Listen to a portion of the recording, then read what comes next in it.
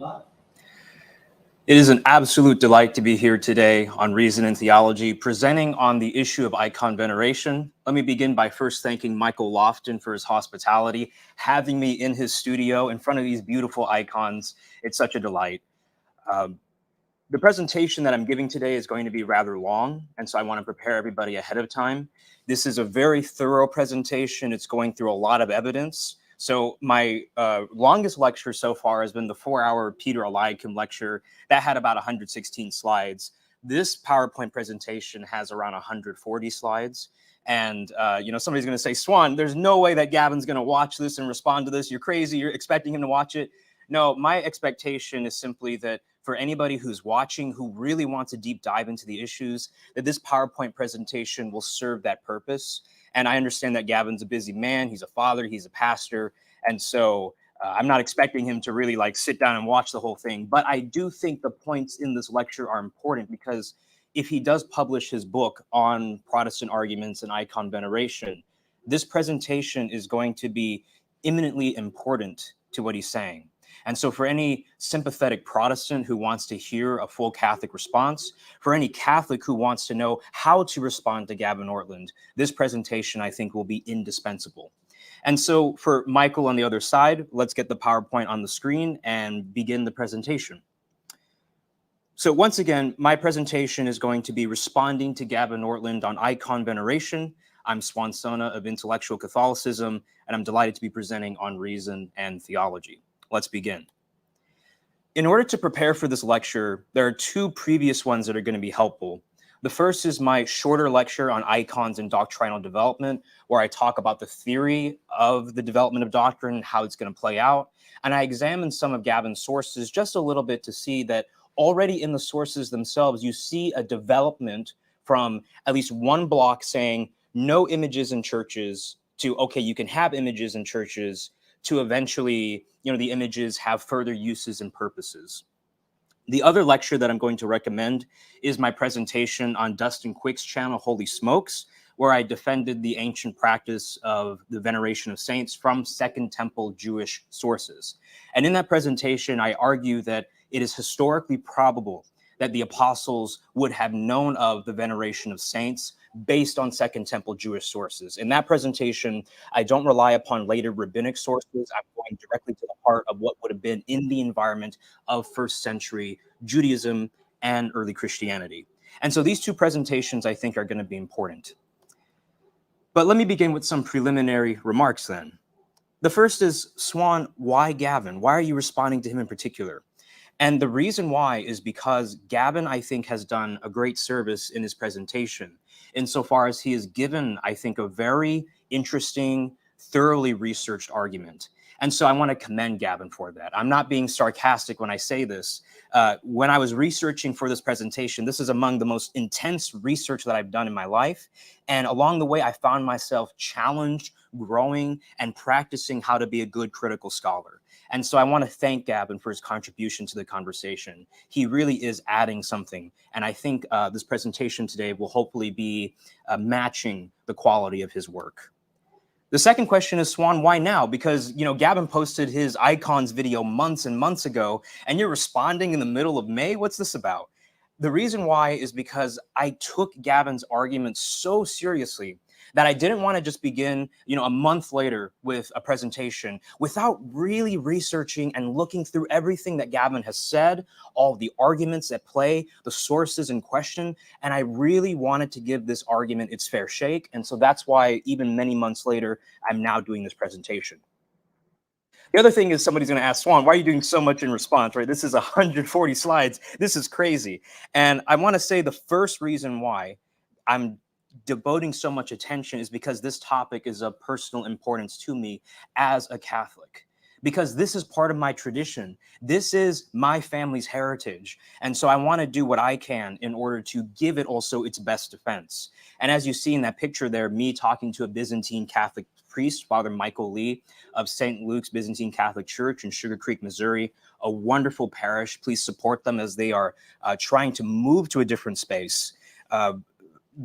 When I did the research for this project, I also, not only did I read Nicaea II, but I also visited Byzantine parishes and tried to get myself into the mindset, if you will, of icon veneration. The second thing is that I'm serious about my work. And because of how serious this topic is and how deep the research is, it needs to be given its fair due. And so I know that somebody might say, Suan, Gavin's original video was like an hour and 15 minutes. Why are you going for so long? The reason why is because, once again, I'm very serious about all the points that are there. And so sometimes it's easier to ask the question than it is to hear the answer. The question can be nice and short. The answer might take pages and pages and volumes and volumes. And so I'm trying to do that hard work. The third thing is that this is actually a complicated subject and argument. And the reason why is because Nicaea II is in a different context. It is not addressing Protestants at the Reformation and post-Reformation. It is not addressing that context. Rather, it is addressing the iconoclasts of their time, who were in many ways, like the Catholic brothers have pointed out, Catholic in a lot of their beliefs, but here they weren't. And the point I'm trying to make is that they are also addressing iconoclastic arguments. And so a Protestant in the course of this video might be watching and saying, well, that's not the position. That's not Gavin's position. That's correct, because it's addressing the iconoclasts of their time. And so what I need to do then is translate from the context of Nicaea II into our present day context. It's like, for example, having to translate the New Testament from Greek to Latin and then to English, right? It's a complicated process. Rather than just going from Greek straight to the English, you have to go through all these extra steps so that you are paying attention to the context of Nicaea II and not being anachronistic in your arguments and conclusions. So the contents for today's lecture are the following. I'm going to first articulate Gavin's objections and make sure that as he's watching or as you're watching, okay, Suan does understand the objections. And if I'm mistaken, please correct me. The second thing I'm going to do is list out what my responses are to each of these objections. Then I'm going to give the thesis of the presentation. And then we'll look at two particular objections and we'll conclude from there. So let's begin with what are Gavin's objections to icon veneration.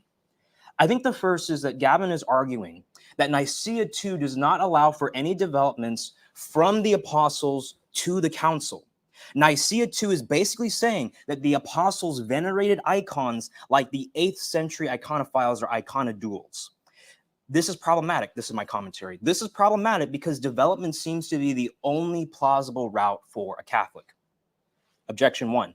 Objection 2, the fathers.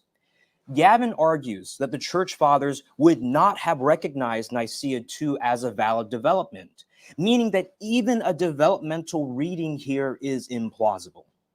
The third objection concerns the anathemas. Gavin argues that it is wrong to anathematize fellow Christians on poor evidence, on non-salvation issues especially. And this third argument is really important because even in the debate between Trent Horn and Gavin Ortlund, as I was listening to Gavin, I noticed among him and many other of my Protestant friends, a kind of moral objection to anathemas. Now, unfortunately, I don't have time to address all three of these objections. In this presentation today, I'll look at objections 1 and 2 because they both concern development and save the anathemas for another time. But my responses to each of these objections is the following. Regarding objection 1, no development. Not only is Nicaea II compatible with development, but the development interpretation is better than Gavin's interpretation of the council. Nicaea II leaves open the precise manner of apostolic icon veneration. That's important. Regarding objection 2, the fathers. I will offer a plausible developmental history of icon veneration from the apostles to the council, engaging along the way Gavin's uses of the sources. Regarding objection 3, the anathemas, my response is simply that the anathemas of Nicaea II were issued on reasonable grounds. Now, once again, I'm only going to be addressing the first 2 objections, but I want to make a quick comment here. So on Kyle Whittington's channel, I made the comment that I thought Trent Horn and Jimmy Akin in their response had softened the anathemas. I want to strike that from the record because the more I studied the issue, the more I realized that Jimmy and Trent were making valid points to nuance some of the presentation of Gavin on anathemas and also just the nature of anathemas in general. And so I think that they were making valid points, and I don't think that was the most charitable comment from myself. So in intellectual humility, I admit that on camera. So let's go to the thesis then of the presentation. which is simply this. There is a plausible case to be made of development from the apostles to Nicaea II on the matter of image veneration. The subpoints of the presentation are, once again, Nicaea II not only allows for, but implies development from the apostles to the council. Second, there is a plausible development in image veneration from the apostles to the council. So then let's begin with objection 1, no development. And here I want to thank the Catholic brothers, because their video and their podcast on the episode concerning Gavin's lecture, this was incredible. I listened to it multiple times in visual and audio mediums, and it really helped me understand Nicaea II. So that video is such a great service. And also they went on my channel, as you see on the left thumbnail icon there, what Nicaea II really taught. And so they are a valuable resource in this conversation. They really lay out what is going on at Nicaea II, the history, the context, and the theology. That's so important. So once again, Gavin's position is that Nicaea II doesn't allow for any development. In Gavin Ortlund's video on best and worst kind of responses to his icon veneration video, around the 36-37 mark, he says, you get to a point where you're really starting to defend the practice and the theology of Nicaea II by pushing against the whole way of thinking at Nicaea II, because Nicaea II did not argue for this as a development. In other words, Gavin is saying that the council is saying that the apostles venerated icons like the 8th century iconophiles. Somebody might say, but Suan, that's not what Gavin's saying. That's such a rigid understanding of his argument. But that's the thing. Gavin's objection requires that Nicaea II allows for no development. In other words, that the apostles venerated icons like the 8th century iconophiles. If not, if Gavin is saying, oh, well, Nicaea II allows for some development, then there is room for development. But precisely because Gavin is saying there is no room for development based on what Nicaea II is saying, therefore, 8th century, 1st century, no difference. As I said before, my position is that Nicaea II is compatible and that the development interpretation is better. Now, let me offer 3 reasons against Gavin's position. First, the decree of the council does not argue in the sort of way we would expect if Gavin's interpretation were correct. You can think about this as a modus tollens argument, right? If A, therefore B, not B, therefore A. So if Gavin's interpretation were correct, we would expect this. We don't see this, therefore Gavin's interpretation is not correct. Similarly, my second reason is that the sessions of the council do not present arguments of the sort we would expect if Gavin's interpretation were correct. The third reason against Gavin's position is that we can identify at minimum what must historically be true for Nicaea II's claims to survive. Now, a reason for my position. The council, I believe, does argue in a way that favors the development interpretation, and I'll explain in more detail what exactly that way is. But let's look at the decree of the council. So in the part of Father Price's wonderful translation of the Acts of the Second Council of Nicaea, this is an expensive book, so thank you to my patrons for helping me. When you get into the 7th and final session of the council, you see the horos, or the decree or definition of the council. Now, Price explains on page 548 that, decree is a better translation than definition, although Price then uses definition throughout the rest of the book. So I'm going to take Price at 548 and just use decree for the sake of the argument. And there you see, once again, my modus tollens argument articulated. So to read from Price, again, Father Price, he says, sessions 1 to 6 followed a rapid sequence, with a gap of only 2 or 3 days between each session and the following one. In contrast, session 7 took place a full week after the preceding session. Even if the canons were also approved during this week, this points to a delay for discussion before the text of the horos was finalized. The text is so timid in advancing a theology of image veneration that this, canons being approved the same week, may appear improbable, but this very timidity may itself have been a result of debate. So the important thing to keep in mind with this commentary is that the horos, or the decree or definition, is the statement of the council. Gavin will often talk about how, people were saying, well, this part's infallible, this part's not infallible. Leaving that aside for a moment, The council itself is alluding to the idea that it's really the seventh session that is the definitive summary of all the preceding sessions. And so, for example, we can know based on the amount of time that went into preparing for the final session that this is the cumulative summative thought of the council. Moreover, it is the summative statement. If I were to look at, for example, a Supreme Court ruling, if I wanted to know what the Supreme Court ruling is, I could listen to the oral arguments that would go on for hours and hours and hours, but I would really look at the majority opinion. And similarly with Nicaea 2, if you want to know what is the theology, what is the ruling of Nicaea 2, you would go to the decree, the majority opinion in the seventh session. Now, Father Price does say that the text is timid, and that might seem surprising to Gavin because remember the anathemas are issued and the triumphalist rhetoric that's there. But I think there's a point to be made here in Father Price's argument. Because, Price says that the council's appeal to unwritten tradition is, quote, an admission that the written tradition, that is the explicit teaching of the great fathers, was not adequate to establish the doctrine. So I disagree with Price there. I don't think that saying unwritten tradition is a concession of that magnitude. As I say before, this is reading too much because the council is just referencing 2 Thessalonians 2:15 and in keeping with Basil the Great's way of reasoning. And you can look at page 564, footnote 49. But Price does say that some commentators have found the Horos to be a thin and disappointing document, for what it formally lays down is not a particular doctrine about images, but simply that images are to be set up and receive veneration. We may detect behind this the cautious sobriety of Patriarch Taurasios of Constantinople, eager to minimize the grounds for subsequent contention. So notice that even if Nicaea 2 has triumphalist rhetoric, when you look at the actual context and what's going on, when you look at what the words are actually saying, there is a degree of caution.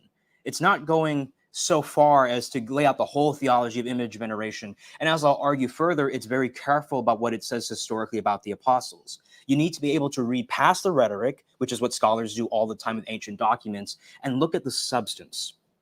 Now, this is the contested passage, as Gavin Ortlund presents around his video Best and Worst, 3609 mark. He says the following, or rather, the council says the following. The Holy Council exclaimed, once again, seventh session at the end of the decree, or near the end. We all believe accordingly. We all hold the same. We have all signed in accord. This is the faith of the apostles. This is the faith of the fathers. This is the faith of the orthodox. This is the faith that has sustained the world. Believing in one God, to be praised in Trinity, we kiss the honorable images. May those who do not hold accordingly be anathema. May those who do not believe accordingly be driven far away from the church.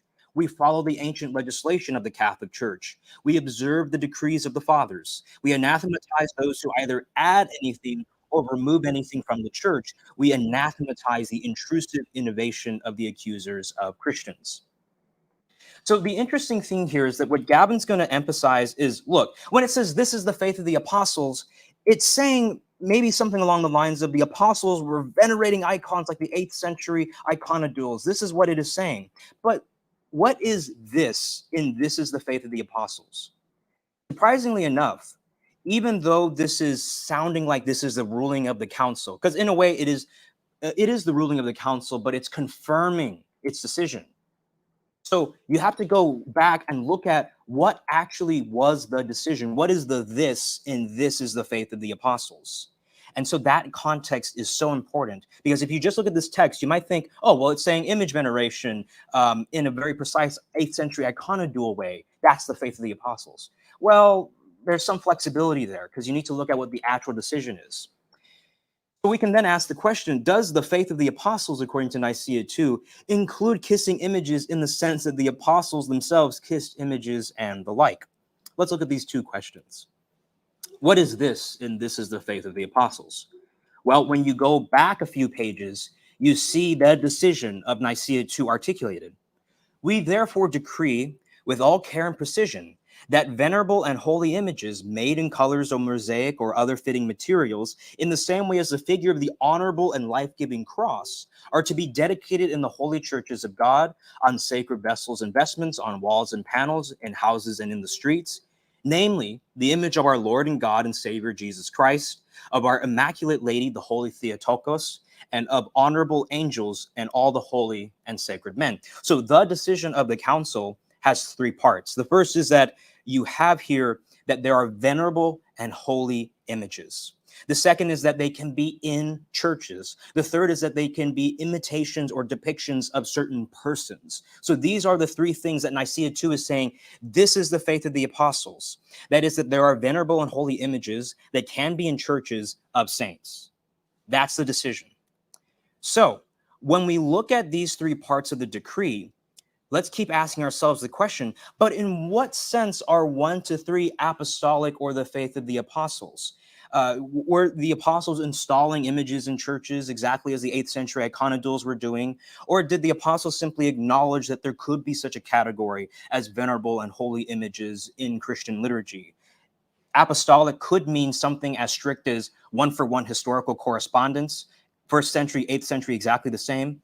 Or it could mean apostolic in the sense of, for example, if I'm to preach the gospel, well, yes, Suan is preaching the apostolic doctrine. He is preaching the substance and theology of what the apostles are saying. It's not saying that Suan's sermon or homily is literally word for word what Paul preached or Peter preached, right? But it's the substance, it's the general core.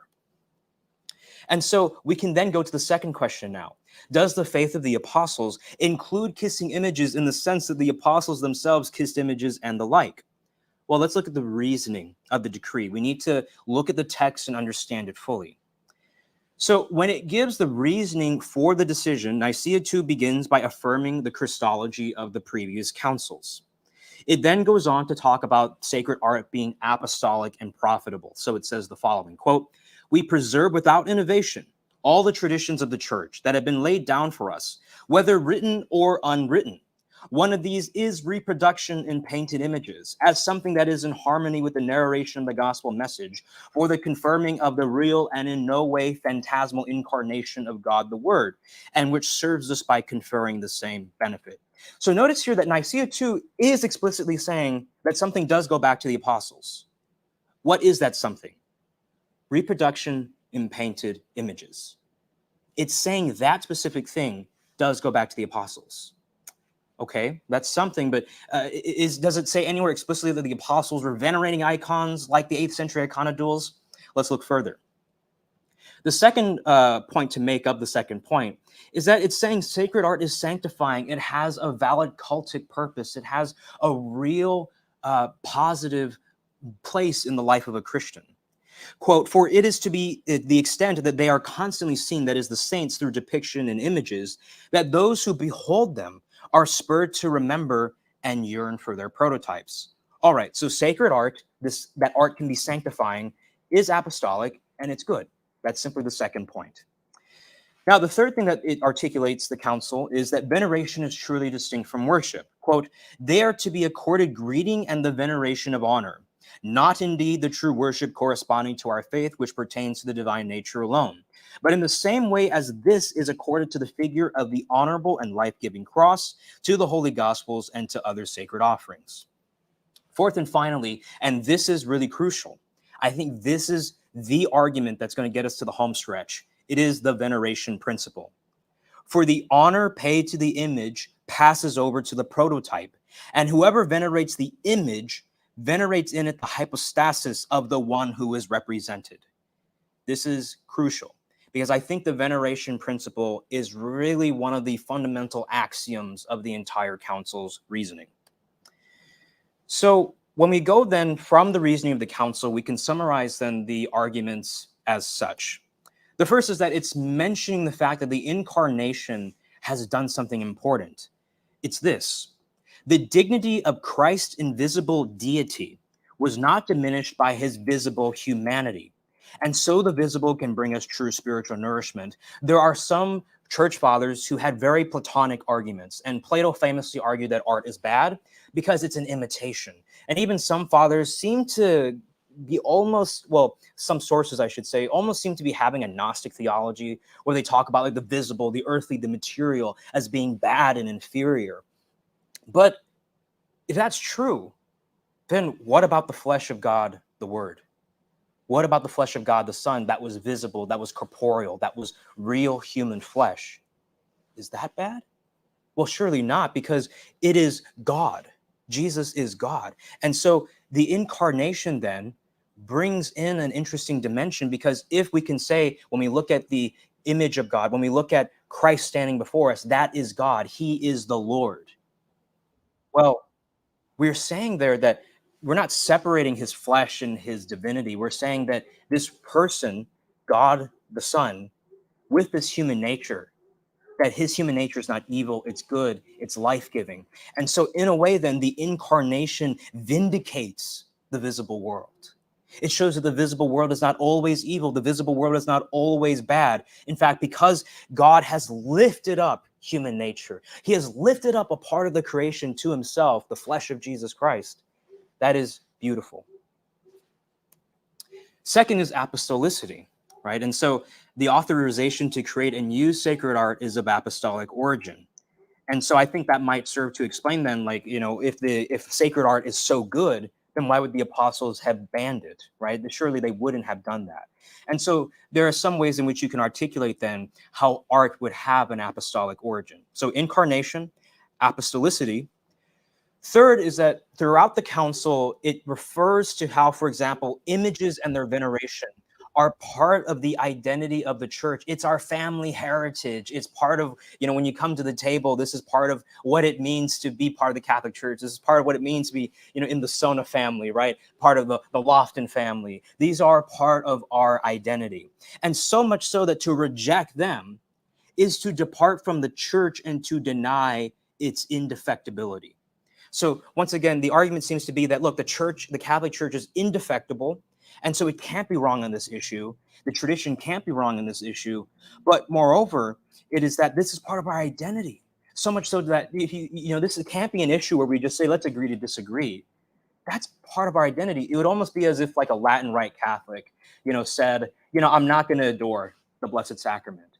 What? Like, do you not then believe in transubstantiation? Do you not believe that that is the body, blood, soul, and divinity of Christ?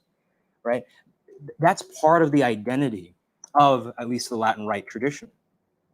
Fourth thing I'll say is that, once again, the veneration argument's important, because it's saying that since image veneration is a valid extension of saint veneration via the veneration principle, saints can be venerated through their images. So these are the four principal arguments of Nicaea II. Notice that it's not saying really anywhere that the apostles kissed and bowed to images. In fact, the council never explicitly directly says that. It's saying, look, the incarnation says that the visible material world is good. All right, so that knocks out a lot of Platonic and Gnostic arguments. It says that, look, the ability to use sacred art, the recognition that art can be good, that goes back to the apostles. The third thing then is that, this is the part of the identity of the church, and the church is indefectible, all right?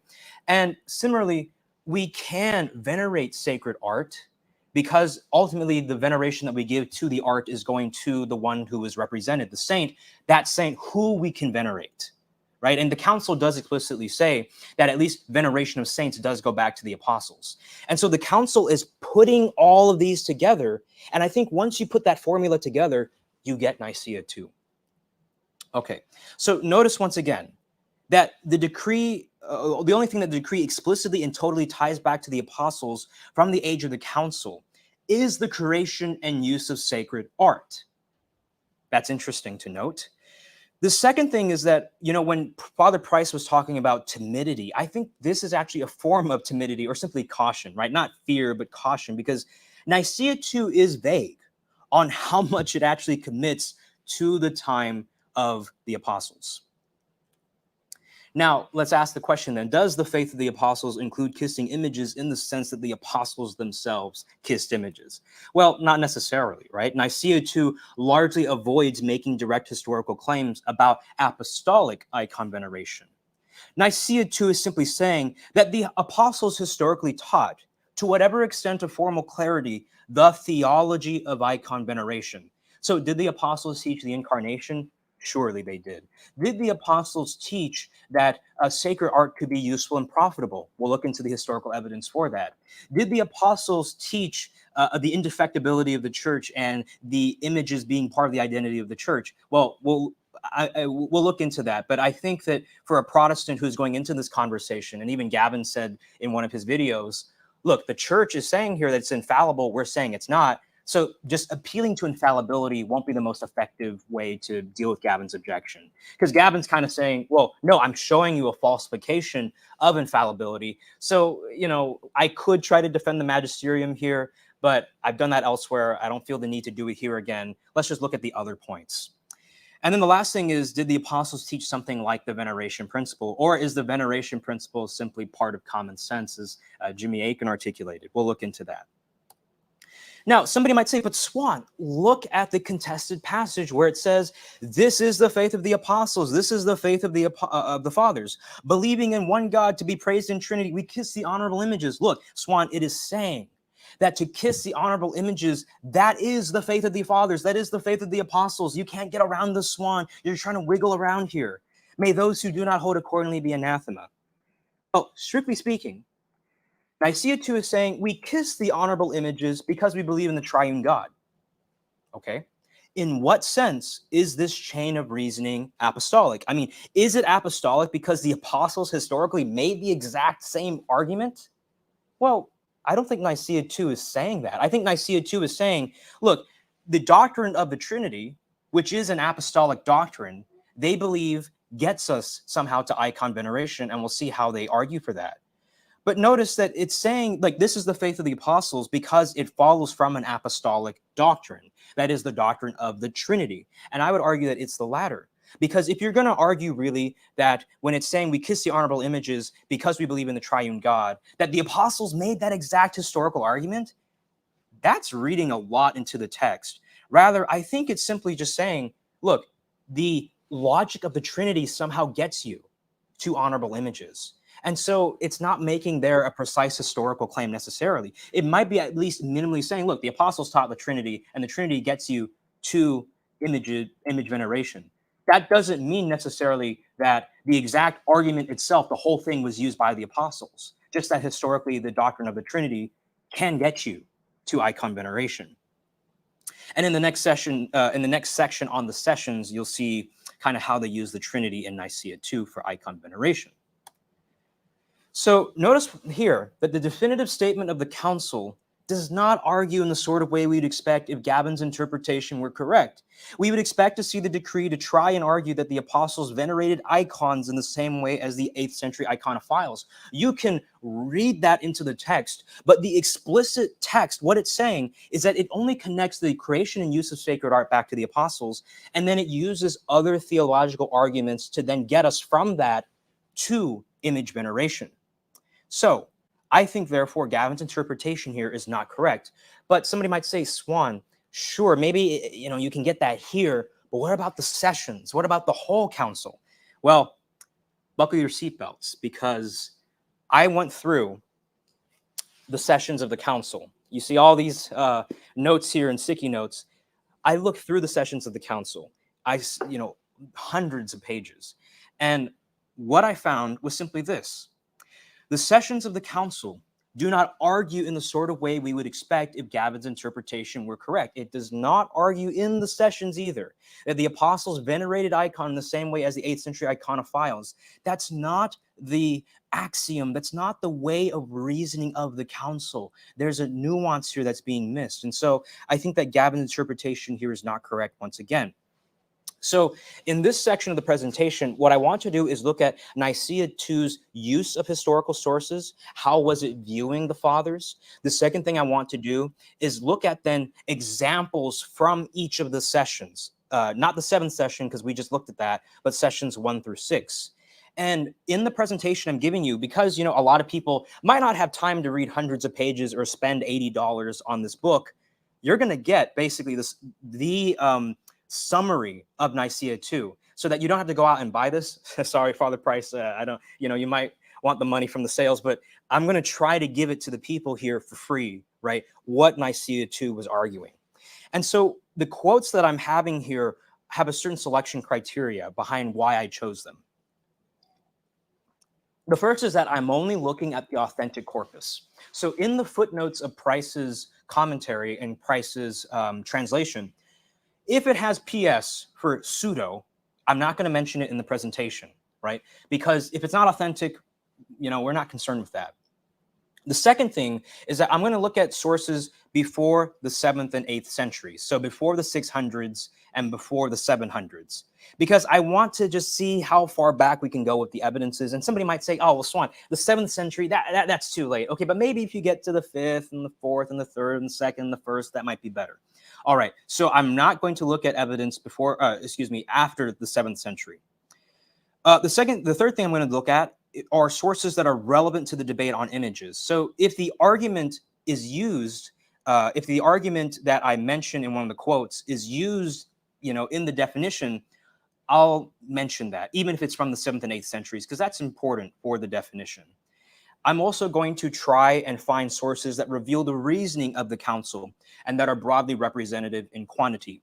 And so I want to emphasize here that somebody might say, well, Suan, you just contradicted yourself in points 2 and 3. In general, what I'm trying to do is give you a general layout of the authentic corpus of the council.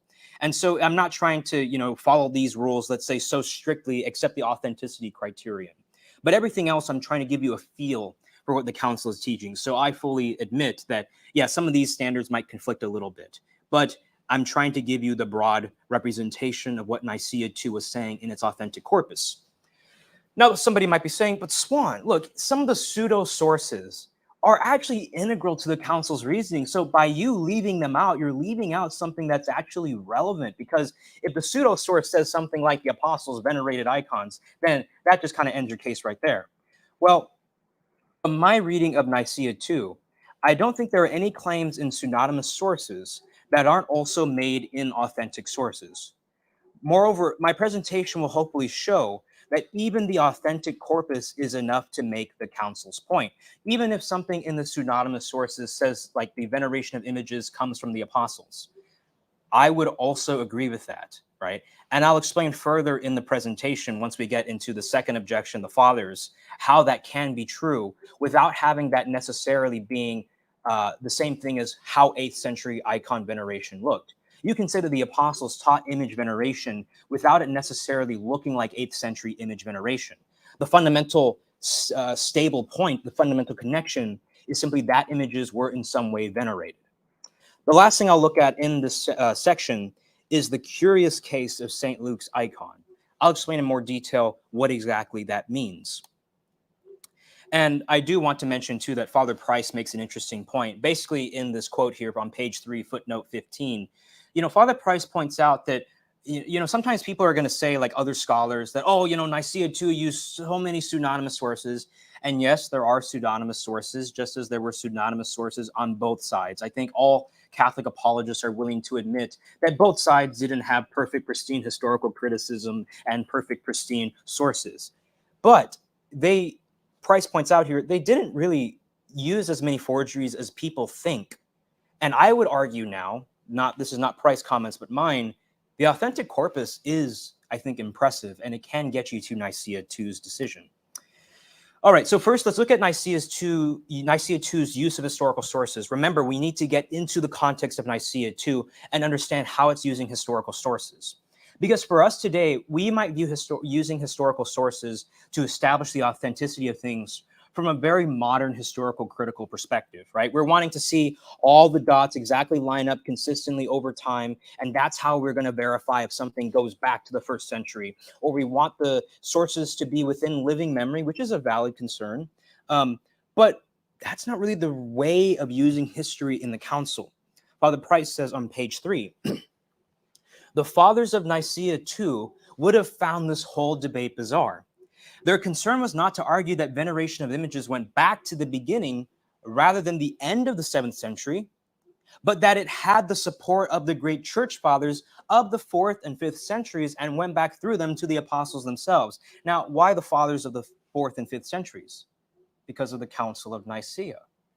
Because of the triumph of orthodox Christology, because of the fundamental birth, right, of the ecumenical council system, of coming together universally, of being on the same page. I mean, Nicaea constitutes such an important part of the development of valid historical Christian theology.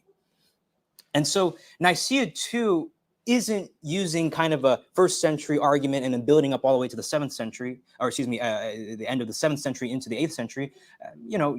That can be part of it. But what it's saying is we're going to look at the 4th and 5th century fathers, our most orthodox, our most important, our most fundamental sources. And based on their theology, because they preserved the theology of the apostles and triumphed against the Arians, because they triumphed against heresy and got us to where we are, these fathers, these particular fathers are going to get us back to the apostles. That's very important. Now, there are multiple ways in which image veneration can go back through them, that is the 4th and 5th century fathers, to the apostles themselves, right? So maybe the 4th and 5th century fathers are using arguments that they exactly got from the apostles word for word, right? Maybe that's one possibility. You can call that the maximalist view. Or simply the fathers of the 4th and 5th centuries are using certain arguments and theologies that are compatible with what the apostles taught in substance, a more broad kind of minimalist view, right? So there are various ways that you can interpret then what it means for the theology of the 4th and 5th century fathers to go back to the apostles themselves. Is it a one-for-one correspondence, like when Basil uses arguments about images, Paul used the exact same argument? Or the apostles taught something where it didn't rule out Basil later using that argument? That's a possibility. So let's look at the evidence. So session 1, it's not, at least in my opinion, very relevant. I looked at the summary to save time, and it just looked like a lot of, council bureaucratic stuff. And so, there might be some relevant things here, but it's more like setting up things for the council. I want to look at session 2. So session 2 kind of opens with Pope Hadrian's letter to the council. So let's look at each of the citations here. On page 159, Pope Hadrian mentions the Acts of Sylvester, which was written about maybe the 5th century. I tried my best to date when these sources were, and if it's incorrect, then I'm open to being corrected. But these are best approximations. It says here, then Saint Sylvester sent a deacon with instructions to produce an image of the apostles. All right, so we're having a source here in the 4th century that uses images positively, because this is actually going on into the source itself, saying that this is a positive thing to do, to have an image of the apostles around the 400s, excuse me. Now, here's what Pope Hadrian says. Note what this presupposes. Right from the holy origin of our faith, figures of saints were to be found among all Christians, and sacred figures, both carved and painted, were found in their churches, with the purpose that the heathenism of pagans, on seeing the depiction of the narrative of divine scripture, would turn from the worship of idols and the effigies of demons to the true light of Christianity and the cultivation of the love of God. What was at the holy origin of our faith? The creation of sacred images, the reproduction, the production of images. That's what he's saying goes back to the origin. Now, maybe veneration in some way is being presupposed here, but what he's saying here is, look, at the origin of the faith, they made art. And they used art for sacred purposes of evangelism, of convincing the heathens. Okay, so where's the bowing and kissing? Where are the apostles doing all these things? Well, no, at the origin, they're just saying here, figures of saints were made, and this had a valid purpose in the church. To go on, then, he mentions Old Testament arguments, how God was pleased when monuments and altars were made. And then he reads, especially from, and I'll especially highlight page 162, where he says, note this, most serene lords and great princes, my sons. None of the things that human reflection devises in praise of God are to be forbidden, but they are agreed instead to be wholly acceptable to the Lord our Creator. Now he uses an argument from the Old Testament. For this same Jacob, by indeed his own will, kissed the tip of the staff of his son Joseph, doing this through the love of the faith, as the blessed Paul the apostle testifies in the letter of the Hebrews, Hebrews 11:21. He showed the emotions of love and honor, not to the staff as if it is the only thing being venerated and honored, or not the staff as an end in itself, but to the one that was holding it.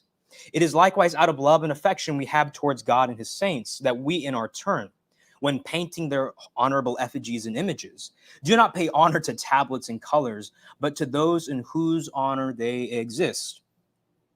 Now, I'm not sure what translation of the Old Testament, Pope Hadrian was using, probably maybe the Septuagint. But when you look at Hebrews 11:21, it just says that Jacob, as he was dying, blessed each of the sons of Joseph and worshipped, leaning on top of his staff. Oh, leaning almost looks like bowing, doesn't it? So that's interesting then. You have an act of bowing or leaning towards the staff of the sons of Joseph, or really, I think the staff is actually belonging to Joseph and it's given to the sons, if I'm not mistaken. And therefore, in doing this action, he is showing honor by bending to something that is a man-made artifact. Oh, that's interesting. I almost didn't remember reading that in the book of Hebrews until Pope Hadrian brought it up. That seems to be something. Pope Hadrian likewise mentions the Ark of the Covenant, the bronze serpent, the ornamentation of Solomon's temple is mentioned. And then at the bottom of the next page, Gregory of Nyssa, 4th century's testimony of weeping due to the image of the binding of Isaac is mentioned. Gregory's commentary on the Song of Songs is then read, where he says that the one who looks at an image can be, quote, perfected through the artistic use of colors, just as, quote, in the art of painting, the matter that perfects the imitation of something living consists wholly of various dyes. Notice that a lot of Platonic critiques of art that some of the church fathers or some of the sources had we're arguing that, art is bad because it's just an imitation of reality. You want to go to the reality itself, not the art, because the art is just mimicry. Gregory of Nyssa doesn't seem to be using that Platonic line of reasoning. Gregory is saying that one can be perfected through the artistic use of colors, that art can actually be sanctifying. And this is from the 4th century. Interesting. Similarly, Basil of Caesarea, 4th century, notes that written words and paintings, quote, have spurred many to bravery. Art has a sanctifying use. Now, Price does say in the 103rd footnote, his concern is not to commend painted images, which is true in one sense, because in the broader context of the quote, it's talking about how, you can use images to move people into battle, and he's using a particular example. So, commending painted images is not the primary emphasis, but Father Price's commentary is a little off here because, you have to presuppose in some way that he's viewing art positively because he's saying it can move men to bravery. Even if that's not the primary emphasis, that is still built into the argument. Because if art is bad, then how can it do this good thing of moving people into bravery? So, there's some nuance there in Father Price's commentary. Now, somebody will say, oh, but Suan, okay, you're citing Basil Caesarea on page 165, but at footnote 102, it says that, there's a pseudo-Basil quote. Guess what? I skipped that one. So that one is not in the presentation. I watched out for those pseudo quotes. So that false quote does assert image veneration explicitly going back to the apostles. Now, somebody might say, oh, well, Suan, your case is just knocked out. Well, no, I think that can be true, that image veneration goes back to the apostles, but I don't necessarily think that it means that 8th century image veneration is necessarily what is the target there. And so I think the authentic corpus is what we need to run with, because I think even the authentic corpus itself is enough to get us to the home stretch. On pages 166 and 167, oh, and I should also say too, that the council itself, when it talks about veneration, also doesn't limit veneration to what it conceives of in the 8th century. So somebody might say, well, no, Suan, actually, you just gave away your whole case because the council understood image veneration to mean 8th century image veneration. And I would say, no, actually, it understood veneration to mean a whole wide range of things. And so there's flexibility there. Once again, it doesn't necessarily have to be a one-for-one correspondence. And so that's how I'd respond to that objection, even if we're believing a source that said image veneration went directly back to the apostles.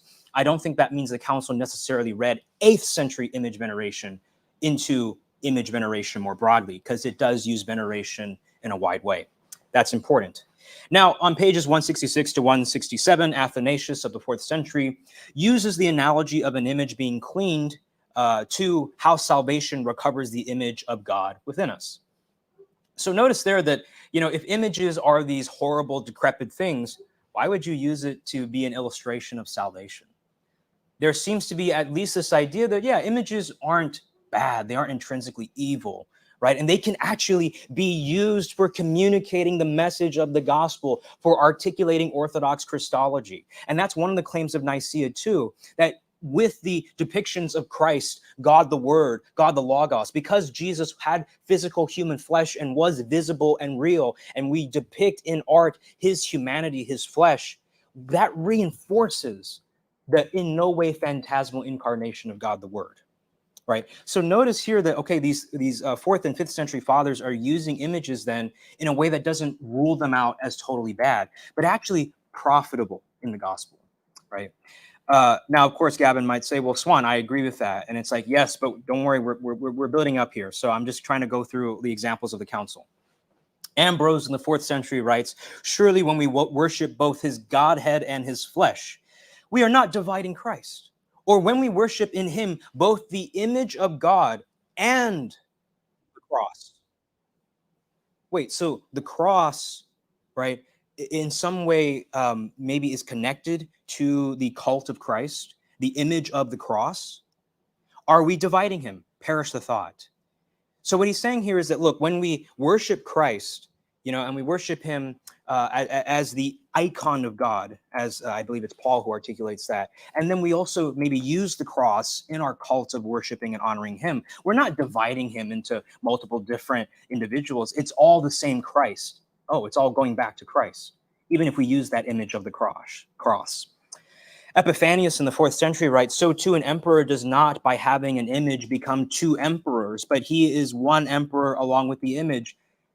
That is a very subtle nod to the veneration principle, because the veneration principle is not saying that when I honor the image apart from the prototype. It's saying that I am honoring the prototype through the image. And so it's not 2 emperors, it's not 2 saints, it's not 2 separate objects. They are connected, and that image serves as the bridge, almost like, using a cellular device or using an iPad, right, to communicate with somebody. By talking to the iPad, by talking to the FaceTime device, I'm not just talking to the phone and the electrical circuitry. I'm talking to the one that the image represents, which might be my mother, my father, good friends, or even Brother Gavin, right? So let's debrief the second session. No direct historical claim is made about how the apostles venerated icons, except that right from the holy origin of our faith, figures of saints were found among all Christians, and sacred images, or figures both carved and painted, were found in their churches. All right, so that is basically what the horos, the decree of the council, said explicitly, that the creation of images goes back to the apostles. Now, Hadrian does not specify how exactly these images were venerated, although some form of veneration appears to be assumed. Many 4th century fathers also see good in images, and that's important as well. I even think that in Epiphanius you might have, and other fathers, how do I put it? The veneration principle in proto form. Okay, let's look at session 3. It opens with Theodore of Jerusalem's letter. He says, quote, the apostolic traditions of the church which taught us to honor, venerate, and cleave to the saints, we accept and embrace, honoring them as styled servants and friends and sons of God. For the honor paid to the right-minded among our fellow servants is a display of goodwill towards our common master. So this is interesting, because what Theodore is saying is that, yes, we venerate saints in order to ultimately bring glory to our common master, the Lord Jesus Christ and the Blessed Trinity, right? And so that's important, because for people who are wondering about saint veneration, this is a bit of an aside, but for those who are wondering about saint veneration, we are honoring, if you will, the saint. We're honoring the master through his creation. What we're saying is, for example, if I look at a beautiful painting and I exclaim, wow, Pablo Picasso earlier in his career was such a wonderful painter, I'm saying something about Picasso. Similarly, if I say to a saint, Christ has made you so beautiful and holy, how wonderful must Christ be? That's how veneration works. That's what veneration is doing. It's not moving us closer to the saint in exclusion of Christ. It is moving us to Christ through the saint. To see if this is how wonderful St. Maximilian Kolbe is, if this is how wonderful and life-giving St. Therese of Lisieux is, then how wonderful must Christ be, who is the fount of all holiness and sweetness and life itself. That's how saint veneration works in Catholicism. Christ the Lord has given us the relic of the saints, he continues, as saving springs, since they pour out benefits to the sick in so many ways, gushing with the myrrh of fragrance and casting out demons. Interesting, because we see now in session 3 relics being mentioned. At the end of the debrief, I'll mention why there is a connection between relics and icons.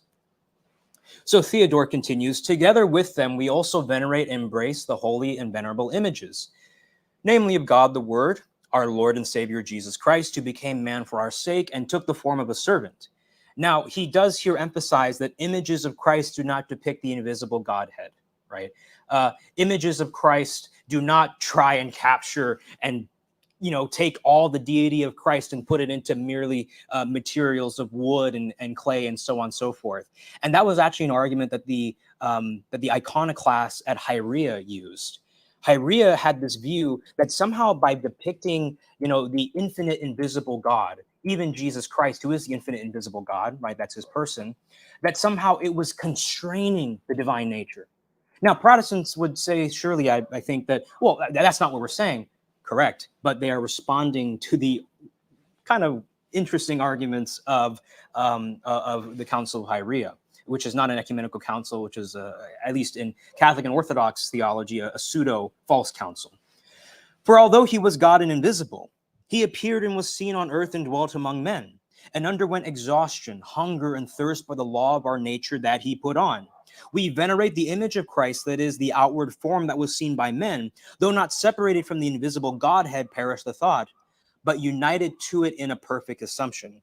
So here we can already see then something like the communication of the idioms coming out, where there's an explanation of how we can say, Jesus is God, Jesus died, and therefore we can say things like God died, right? Because it's referring to the person that is the logos that became incarnate, right? But when we say God incarnate, that doesn't mean it's a totally different person. It is God the Son incarnate. It's the same person. Some people will try to say, for example, that Mary was not the mother of God, but the mother of God incarnate.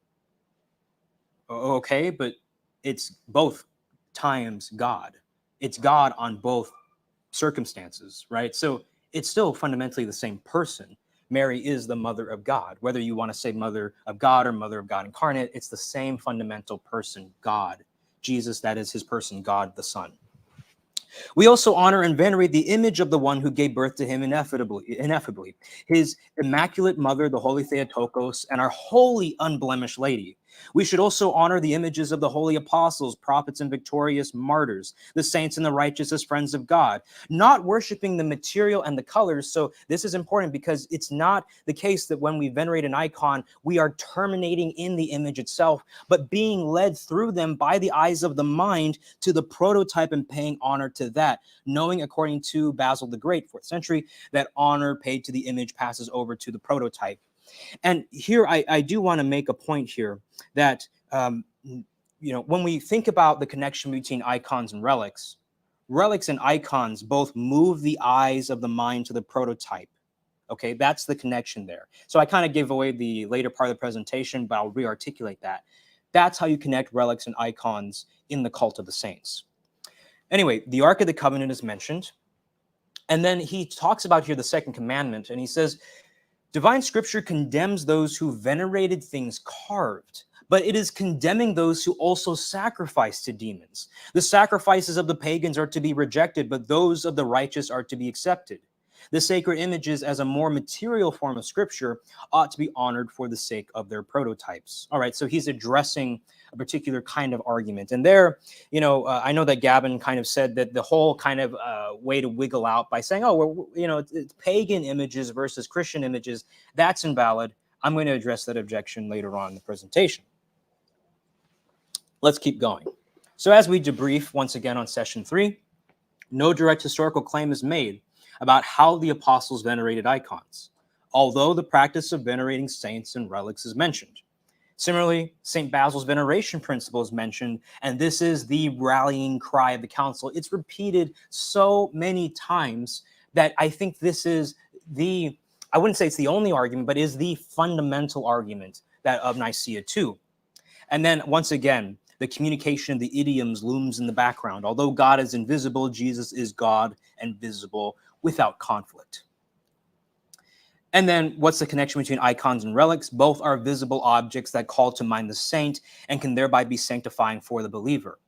And so the emphasis here is that, if we can venerate saints, and if we can use objects like relics to move us to the prototype, then why can't we also use an image that does the same purpose of moving our mind to the prototype as well, the eyes of the mind, as I believe Theodore said, right? So that's the connection between icons and relics. And that's why the fathers of the council are using relics as a way of justifying icons, because both are visible means of venerating saints. Both of them are visible. Both of them are ways of doing this particular thing. Both of them are part of the cult of venerating saints. All right, so the fourth session. This is probably the most important session of the council in terms of just seeing how much of it actually transfers over into the final session. So it's 118 pages. This is a lot to work through. So there are many quick examples that are used by the council here, like the Ark of the Covenant, the tabernacle, the temple, the tabernacle, Moses making an image of the cherubim, second commandment against idols in particular, not images in general. God is not opposed to being visible, right? So you can't say that the visible world is somehow bad, as some sources will say. And there's a typological argument here. So the typological argument is that the most holy patriarch Tarasio said, if the old, that is the old covenant people, the Old Testament, had cherubim overshadowing the mercy seat of the ark where God dwelled, then we shall have images of our Lord Jesus Christ and of the holy Theotokos and his saints overshadowing the altar. So notice that's very interesting that they're saying if the old had it, then the new can have it as well. St. John Chrysostom is mentioned, a 5th century source. He says, what happened was a lesson in devotion. For led continually as they were to remember that name and to keep that saint in mind, he's describing a certain cultic phenomenon, they used the name to banish all irrational emotion and thought. And this became so frequent that everywhere in the districts, the marketplace, the fields, and the streets, his name, that is the name of the saint, re-echoed from all sides. You have been affected not so much by the name on its own, as by the very form of his body. For what you did with names, this you have done with his image as well. For many have impressed that holy image on rings on the finger, on cups and bowls, on the walls of rooms, and indeed everywhere, so as not only to hear that holy name, but also to see the form of his body everywhere and have a twofold consolation for his departure. So notice that St. John Chrysostom, when he's describing Christian veneration practices in the 400s, he's saying, yeah, people were using images. They had it in their shops. They had it in all these different places. And they were using it because they believed that it had certain powers, not in itself, but through the saint in question. And, because this is so good, I just want to make sure that this is, let's see here, not pseudonymous. Okay, yeah, so it's not. I'm looking at the page here. All right, this is authentic. I'm looking to make sure. I'm trying to be careful. Okay. Peter, the most sacred bishop of Nicomedia, said, if John Chrysostom says this about images, who still dares to say anything against them? Now, this might be a bit of a, nice, yeah, okay, hooray, right? But I think this goes to the logic of the council, because it's saying we're not just going to do any broad head count of what anybody said. We're going to go to the most orthodox fathers, because they knew the teaching of the apostles. And what did they say? What did they teach? What did they endorse? And through them, you will then find the teaching of the apostles. Notice that there's a difference in method here between what Gavin did in his presentation, what a general modern historian might do, and how the council is reasoning. And I'll offer a defense of that reasoning also later in the presentation. Similarly, Gregory of Nyssa weeping at the binding of Isaac is mentioned again. There's the argument of the usefulness of images in depicting and enhancing biblical stories. St. Gregory Nazianzen, 4th century, on the power of even secular images, of even, a pagan philosopher, Polemon, where a prostitute was looking at the image and somehow compelled to not engage in the evil act. And so people point out that, okay, images do have this sanctifying purpose in general. They also cite from Eusebius in the 4th century when he depicts or talks about the woman suffering from bleeding the hemorrhaging woman in the Gospels allegedly building a statue of Christ. And this goes back to the time of the first century, obviously. So this is then an example of, at least in even Eusebius, who Gavin Ortlund praised as being the father of church history, second to none. He's saying here that there's this belief that the woman suffering from bleeding built a statue of Christ and that the statue is working miracles to this day. Okay, so then that's an idea, that's a claim that, once again, as the council said, the production of images goes back to the apostles or the apostolic times. Here's an example. The hemorrhaging woman, she built a statue in honor of the Lord after the miracle that was performed upon her. Asterius of Asia, I don't know if I'm pronouncing that properly, so forgive me, praises the painting of a martyr, Euphemia, by a Corinthian artist. Okay, so once again, in the 300s, there's references to positive views on images that are being used. The council cites Leontios of Neapolis in the 7th century. So once again, this is one of the later sources that I said that I would try to avoid. But he uses the examples of Pharaoh, Jacob venerating Pharaoh, and Esau who prostrated and venerated Esau, the relics of martyrs, God's use of wood in the Old Testament for holy purposes, images in the Old Testament, and mentions a version of St. Basil's veneration principle. All right, so here are some relevant sources. There is a defense of veneration as being really distinct from worship. Similarly, there is a negative argument or negative version of the veneration principle, wherein the following is said: for just as he who does violence to an image of the emperor suffers a just penalty as if he had actually dishonored the emperor, even though the image is nothing other than wood and colors mixed and compounded with wax, in the same way, he who dishonors the depiction of someone insults the person whose depiction it is. Okay, so I mean, this seems to be almost common sense, right? And actually, you'll see in the second quote down, that's what they say. Athanasius of the 4th century defends worshiping God the Son, though he is the image of the Father. So he's just an image, right? Jesus is just the image of the Father. He's not actually like consubstantial, the same substance, right? No. Here's what he says. For the image is the form and figure of the emperor, and in the emperor is the form in the image. The likeness of the emperor in the image is exact, with the result that he who looks at the image sees the one who is in the image. And then he applies this to Christ's divinity, and he's saying, even though Christ is the image of God the Father, that doesn't mean that Jesus is just a pale imitation. No. He is the form, as Paul, I believe, says in Colossians, though he was in the form of God.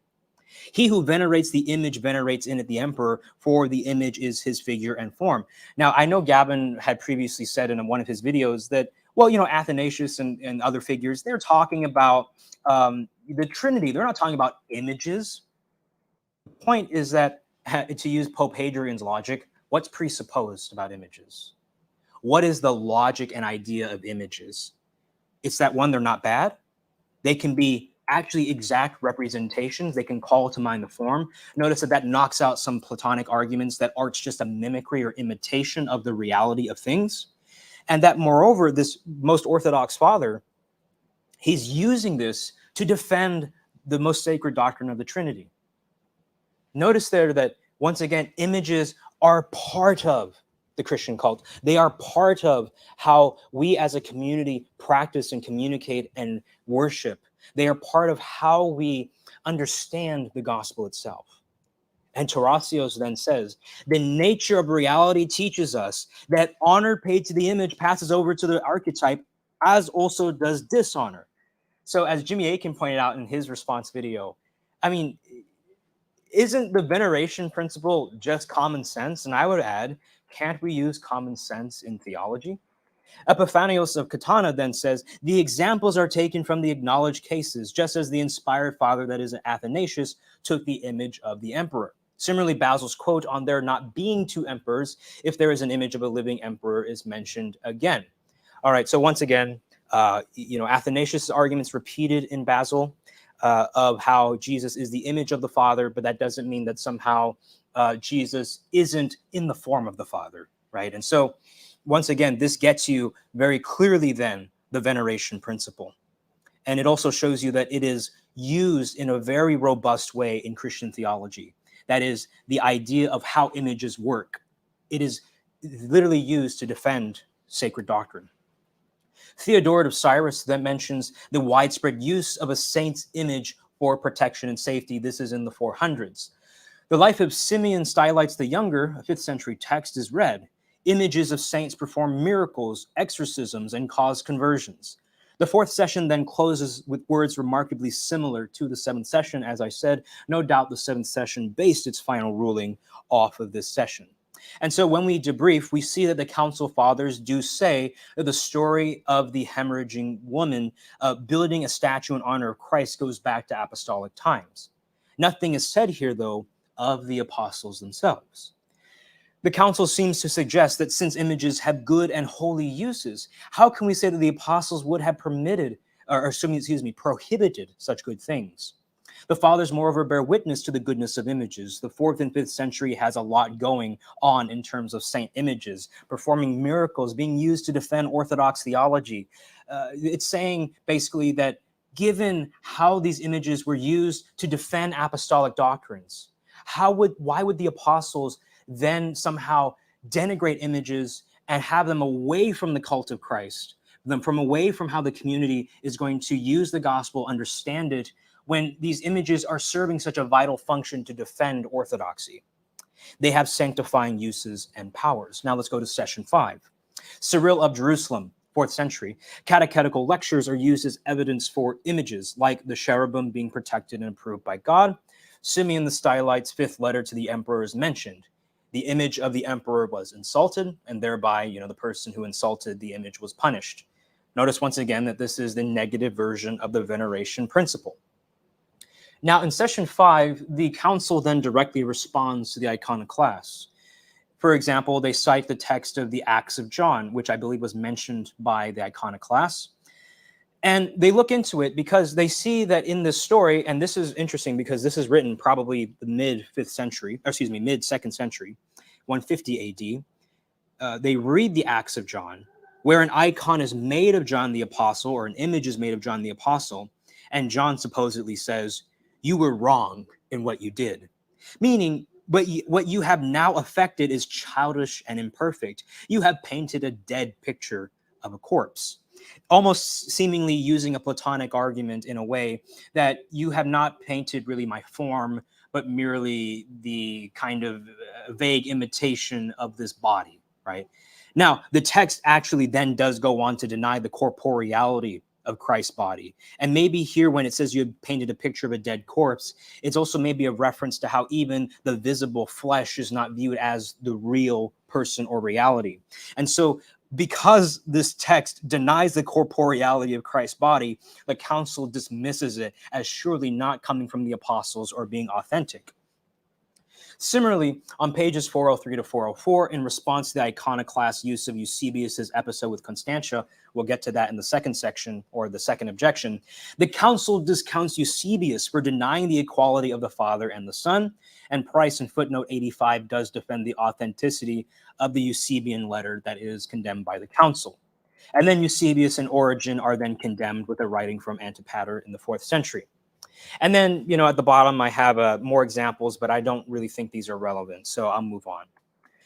But you can look back at these. I will upload the PowerPoint. The Iconium of All the Martyrs, written around the 6th or 7th century. A homily by Constantine, deacon of Constantinople, is read. And it says here that the martyrs respond, so this might be like a fictional dialogue, but the martyrs respond to judges who condemn them for placing salvation in images. Okay, so there's this accusation that people are basing their salvation in the images of saints. They argue, rather, the martyrs respond, that God made himself visible in the incarnation. And so they use visible paintings to celebrate Christ's work and reinforce the reality of his flesh. Tarasios adds to the story by distinguishing between Christian and pagan images. Pagan images are demonic, and 2, they, that is the Christians, do not make the images into gods. Going on then, they mention a commentary or scholion for the Old Testament. Now, the date of the commentary is unknown, but it is relevant to the logic of the council because somewhere in this manuscript of the Old Testament, they were looking at a commentary in the columns, and it says in this commentary, "For we do not venerate a corruptible image of a corruptible man, But since God deigned without change to become man, we make his image as of a man, although knowing that by nature he is God. We do not say that the image itself is God, but we know to be God the one represented in the image, whose likeness the image possesses. But the pagans in error think the likenesses to be gods and sacrifice to them. And then similarly, there are accusations that the iconoclasts have tried to go in and remove these kinds of commentaries or stories of images that have done miracles, or commentaries on the Old Testament from whatever time period that show a positive view of images. The image of Edessa is mentioned. That is the image that allegedly, King Akbar had asked for from Christ so that he could be healed. Now, they do refer in the council, they do refer to this as a sacred image not made by hands. They don't read Eusebius's account of the story, but Evagrios's ecclesiastical history. And they read an account of the image performing a miracle later. So it's not the original account of, let's say, King Akbar himself, but it is an account of the miracle of the image that was known to have healed King Akbar performing a miracle later. John of Moscos's story in the Spiritual Meadow is read of a demon telling a recluse struggling with fornication to not venerate an icon of Mary and Jesus. Another story, so basically there are lists of miracles that images have produced. In response to these stories, the council says, Basil, the most sacred bishop of Ancyra said, it has been proved that the custom of sacred images had been handed down from of old. Okay, so notice once again, what was handed down from of old? The custom of sacred images. Maybe some veneration is presupposed, but the making and use of sacred images, that is what's being explicitly said to be handed down. Tarasios, the most holy patriarch, said, we have now been filled to satiety, they've been satisfied with patristic citations and have come to know that the setting up of sacred images is an ancient tradition. Where's the kissing and the bowing? The setting up of sacred images is an ancient tradition. We are therefore followers of the Holy Fathers. I think this is really important because when you look at the definition and you read, let's say, or the decree of the council, and then you read the sessions, and you can use the sessions to interpret the decree, notice what it's saying here. They're saying that we follow the tradition of the Holy Fathers. This can help you understand when it says we follow the tradition of the Fathers in the decree. But what is it saying? It's saying it's coming to that conclusion from the idea that the setting up of sacred images is an ancient tradition. Notice that they're not saying, because the apostles kissed and bowed to images, that we're following the tradition of the fathers. No, they're saying, based on the setting up of sacred images, that can get you to the teachings of Nicaea II, claiming that they are in continuity. So notice there that maybe some extra theological work is being done to get from A to B. It's not a one-for-one correspondence necessarily. What they are at minimum saying is sacred images were set up in apostolic times, and that gets you to Nicaea II. And a bit of humor here, somebody offers to read 15 volumes of evidence, and Tarasios says, I'm good, basically. So I thought that was kind of funny to read in the council. So to debrief on what's going on in the council, Tarasios then says, since it has been shown by the preceding readings that the church was accused on account of the sacred images by the Hebrews, pagans, and Samaritans, the Manichees, and the Phantasis, and we have all been convinced, it is right to listen to our brother and beloved Lord John, the representative of the Apostolic Sees of the East. So Tarasios, kind of near the end of the council, is saying, look, the opponents of the Christian religion, they all criticize us for images. They all criticize, and they are like iconoclasts, right? And it just doesn't seem likely that the apostles historically would have given such ammunition to the opponents of the Christian religion, right? To people who are, pagans and the Manichees, right? It doesn't seem like the apostles would have taught such a thing. Similarly, for the certain sources that argue with really strong Platonic arguments against the visible and material world, I think that shows you that once that starts conflicting with the incarnation and the communication of idioms, that gives you a clue that the apostles then would not have been such hardcore Platonists. Now, there are allusions to Plato in the New Testament, but that doesn't mean that they endorse the whole Platonic system. And so it's interesting then, because you can use theology then, orthodox theology, to figure out historically How Platonic were the apostles? Oh, they weren't so Platonic that they would have denied the goodness of the visible and material world. Notice there that you're seeing the validity of Nicaea II's reasoning of using orthodox theology to get to the original history. And then the session likewise ends here with similar statements to the 7th session. All right, we're at session 6, and I hope that you are still with me. So to begin, but these people have had the effrontery to anathematize, they're talking about the Synod of Hieria, the tradition given to us by Christ in his holy church. Okay, so they're mentioning that this tradition somehow goes back to Christ. It's given to us by Christ. Now, are they saying here that Christ, let's say, gave the church this tradition historically? Are they referring to Christ in, let's say, a broader mystical sense of giving this tradition to the church? It's probably both. If their words, the iconoclasts at Hieria, were against the idolatry and worship of things created that was condemned and abominated by the holy apostles. So notice that they're saying here historically, okay, here's what we're going to say directly historically about what the apostles taught. They banned idols. Okay, so council is saying that historically the apostles banned idols, but they also allowed for sacred images. That's important to keep in mind, those two. That's what the council is making a direct historical claim. And then you could even maybe add in for a third thing that one particular example of a sacred image put up was the image that the hemorrhaging woman had made.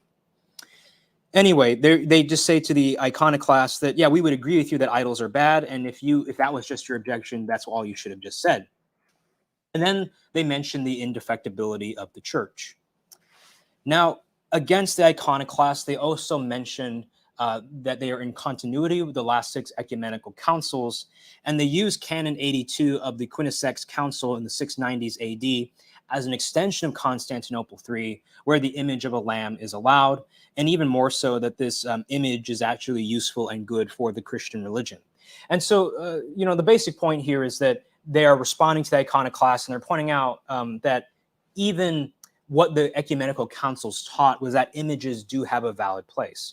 And Father Price does mention in one of the footnotes why they considered the Quinisex Council to be a continuation of Constantinople III, at least in regards to Canon 82, but I won't go into that. All right, once again, we see, to quote from page 449, we all see and understand that both before and after the holy councils, the painting of images was handed down in the church just as the reading of the gospel was. Once again, it is the painting, it is the creation, it is the use of sacred images that has been handed down to the church. That's very interesting because they're not using the argument that I'd expect if Gavin's interpretation were true. Over and over and over, they explicitly say it is sacred art that was handed down from the apostles to the early church. Once again, they mention here that Christians did not call the sacred images gods, nor worship them as gods, nor place their hopes of salvation in them, nor await the coming judgment from them. It was simply remembrance and commemoration of their archetypes that they kissed them and gave them the veneration of honor. I highlighted this portion because Gavin does mention, look, yeah, there's a wide way that images can be used, and I believe he does say something like commemoration or aesthetic purposes. Nicaea too is saying, yeah, part of that commemoration is the veneration, is the kissing.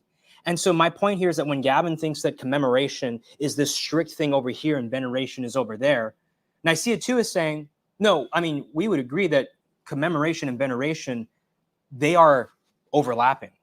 That commemoration under our system is a form of veneration of images. It is a form of using images in the Christian cult to remember the saints, to long for their righteousness, because it's ultimately the righteousness of Christ on the cross secured to them. And then once again, they defend the indefectibility of the church based on apostolic succession. To move on then, in addition, together with the divine doctrines themselves, our fathers accepted the sacred images, okay, sacred images, nothing about bowing and kissing, and thought them worthy of veneration and honor, and set them up in the sacred churches they built in every suitable place they had them painted and embraced them. May it so happen that everyone follows the Catholic Church and accepts all the depictions of the gospel and representations of the combats of the martyrs and embraces them, as God's holy church has handed down from of old. What was handed down from of old? The use and making of sacred images.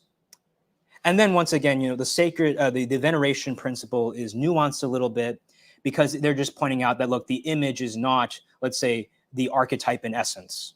Okay, it's not, for example, I think this could help deal with objections. Like if we're saying that the honor given to the type passes to the prototype, why not worship an image of Christ? Because it's that worship would just transfer to the divine. They're kind of noting, but like it's a representation, it's the form. And so you need to be a little bit careful because it's not the exact thing itself, but you can use the image to get you, to what the form represents, to what the form is.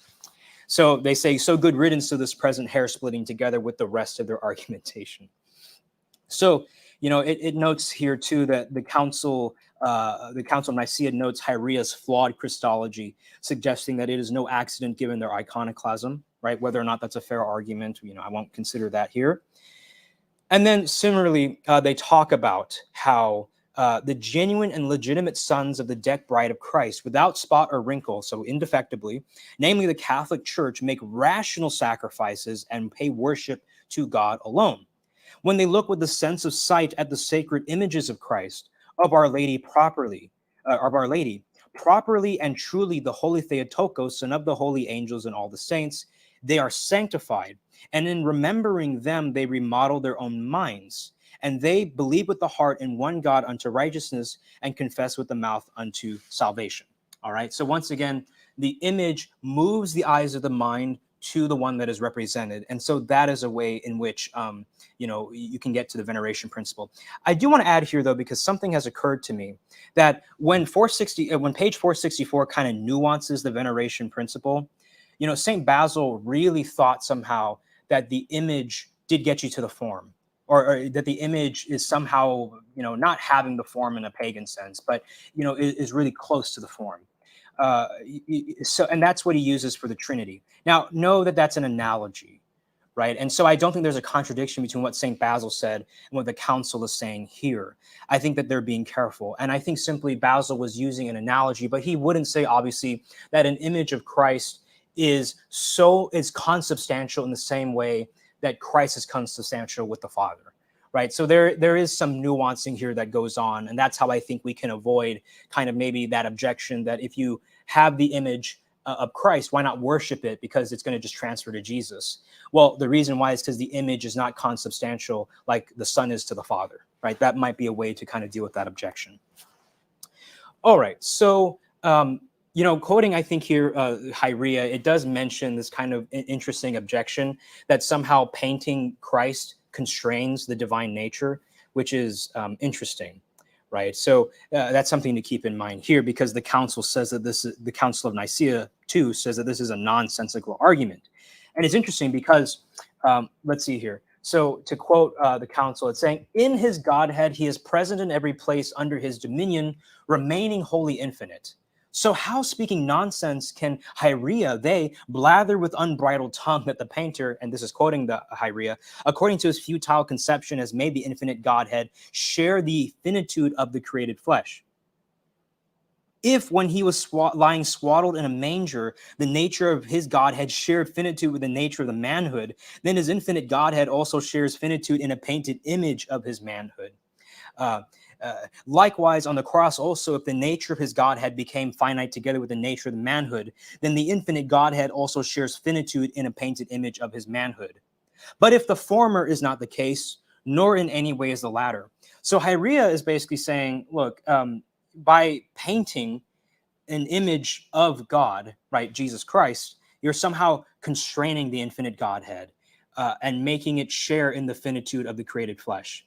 But I mean, isn't that what the incarnation was, in a sense? That is to say that that Jesus was still the infinite, invisible, eternal God, even in the incarnation, right? The incarnation in no way takes that away, right? So I think that is a response then to Hyrea, showing that Hyrea, even when it tries to argue against images, has to then use principles that would undermine Orthodox Christology.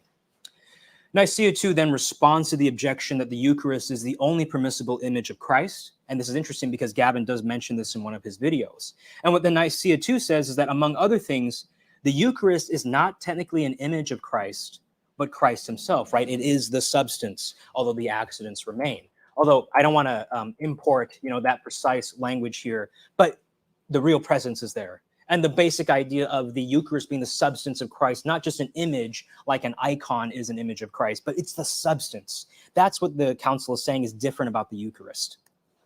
Oh, okay. So these things that I've highlighted in red, these are the things that I think are so important, because this is, I think, the summary of everything that has preceded. So let me read them word for word. So together with many things that have come down to us in an unwritten tradition, the making of icons has spread in the church since the time of the preaching of the apostles. And the story of the woman with a flow of blood, testified to by various historians, shows that she erected a statue of the Lord and of herself touching the foot of the statue in the manner in which the Holy Gospel relates that she obtained a cure, and that between her and the image of the Lord, a plant grew up near the foot of the statue, which expels every illness. Read Eusebius for that source. As regards writing, very many of our holy fathers have handed down that these, that is the images, have their place among Christians. Basil the Great, whose teaching resounds to all the ends of the world, made mention of them in several of his discourses, as did Bishop Gregory of Nyssa, his brother in both flesh and spirit, in his sermon on Abraham. Gregory named the theologian in the poems he composed, which included discourse on virtue. John, who received the honorable name Chrysostom, golden mouth, in his funerary oration on Bishop Meletios of Antioch, and in his sermon entitled That the Old and New Covenants Have a Single Legislator. Okay, so they're listing out the sources in favor, right? Cyril, the destroyer of Nestorius, in his letter to Bishop Acacius of Scythopolis, and also Anastasios of Thuopolis, Sophronios and Maximos. Why should we mention these by name? All of our holy fathers accepted the making of images. They are speaking falsely who deny that is a tradition of the fathers, who deny that is a tradition of the fathers. All right, so the holy fathers, they're referring to specifically these orthodox fathers, these bastions of orthodoxy, right? They are emphasizing these sources and not just any other source. And so here then you see the summary of what came down from the apostles explicitly according to the council: the creation and use of sacred images, not kissing and bowing necessarily, but the creation and use of sacred images. All right, from the time of the apostles, then, the creation and use of sacred images, one example being the hemorrhaging woman statue that she had built, and then going through then the Orthodox fathers, speaking of images positively, using them in the cult, defending them, citing how Christians were using them to defend, their shops, to protect them of illnesses, right? It's saying here that almost that there is a development, that you go from just the use and creation of sacred images to then all these ways in which sacred images are being used. That's interesting.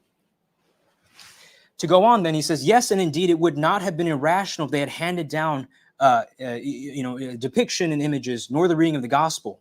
For if one is ruled out, then so is the other. So they're saying here that images are the visual version of Scripture. They go hand in hand together. Veneration principle is mentioned again and again. In order to distinguish between idolatry and proper veneration, they distinguish between the intention of the pagan and the Christian. And then, moreover, they talk about how, for example, Hyria tried to defend the idea that you shouldn't depict Christ because he is the invisible God. And Hyria is confused because it's using phrases like, for example, no one has seen, his form, referring to the divine nature. But they use that to somehow apply to the human nature when the human nature was seen, right? So the council is saying that, Hyria doesn't have a really solid Christology because they're confused, right, on how images of Christ work and how even the incarnation works. The incarnation in no way constrain God. Similarly, images and the material world don't constrain God. And so things about the invisibility of God, yes, those apply to the divine nature, but the human nature was visible, and God in some way was communicating that, yes, the visible world is not intrinsically evil, so much so that I'm going to unite myself to the visible world through the precious humanity of Christ, the human nature, the flesh of Christ. So Nicaea too then responds to the iconoclastic uses of Scripture, like not by, faith, I walk by faith, not by sight, so those types of objections. They respond to certain patristic citations by the iconoclasts, and there's a lot of pages there. Hebrews 1:3 is mentioned as evidence for the iconophile position, and that Jesus, quote, is the radiance of God's glory and the exact representation of his nature. That shows you then where Basil and Athanasius might have gotten their argument for how images are exact reputations and or exact reputations in a sense, and that can be used to defend the Trinity or used to defend the consubstantiality of the Son and the Father, just as in Hebrews 1:3, Jesus is, right, the radiance of God's glory. He is the exact representation of the divine nature, but in no way by being a divine representation of the nature of God does that diminish, right, the deity of Christ. So it's interesting that at least Hebrews 1:3 seems to be anticipating, or at least compatible with Basil's argument, and showing you then that probably Basil and Athanasius, maybe, I mean, I don't know if they historically literally got their argument from the apostles, but they understood the theology of the apostles and they used it. And you see that theology here in Hebrews 1:3, which is used later by them. I hope that makes sense. So then Hyria is quoted again. Once again, Hyria is saying that somehow images constrain the infinite nature of God. And then, so that's something to know. And then Nicaea 2 notes the difference between veneration and worship, or veneration of worship, right? You got to be careful with terminology here. Now, veneration is also used flexibly. The word itself is used in all kinds of different ways. And in the next 2 slides, I believe, you're going to see how widely the term veneration was understood by the council. And remember, they are trying to defend, even if you look at the pseudonymous sources, that image veneration went back to the apostles. And that has a wide range of meanings, not just bowing and kissing. So Gregory the theologian refutes this myth in the 4th century when he bids us all revere Bethlehem and venerate the manger.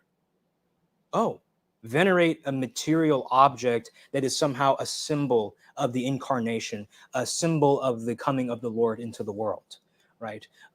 Athanasius says, it is standard for someone who picks up the book of the Psalms and proceeds through all the prophecies of the Savior, as in the rest of Scripture, to do so with wonder and veneration, to be filled with, delight in the Word of God, if you will, venerating the sacred Scripture, venerating the Bible.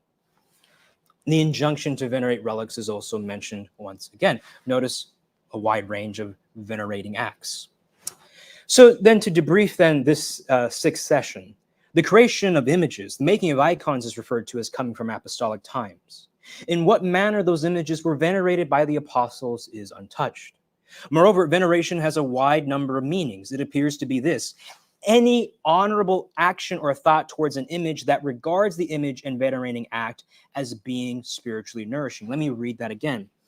Veneration by the Council of Nicaea 2 seems to be this: any honorable action or thought towards an image that regards the image and venerating act as being spiritually nourishing. So when I mentioned before how maybe some of the pseudonymous sources mention the veneration of images as going back to the apostles, right? Once again, the word veneration has a broad meaning here, but even still, you could maybe argue that from simple veneration acts, like having an image in your home, believing that it has the sacred sanctifying purpose, believing that it can be used in the cult of the saints, that can get you through the veneration principle to kissing and bowing eventually.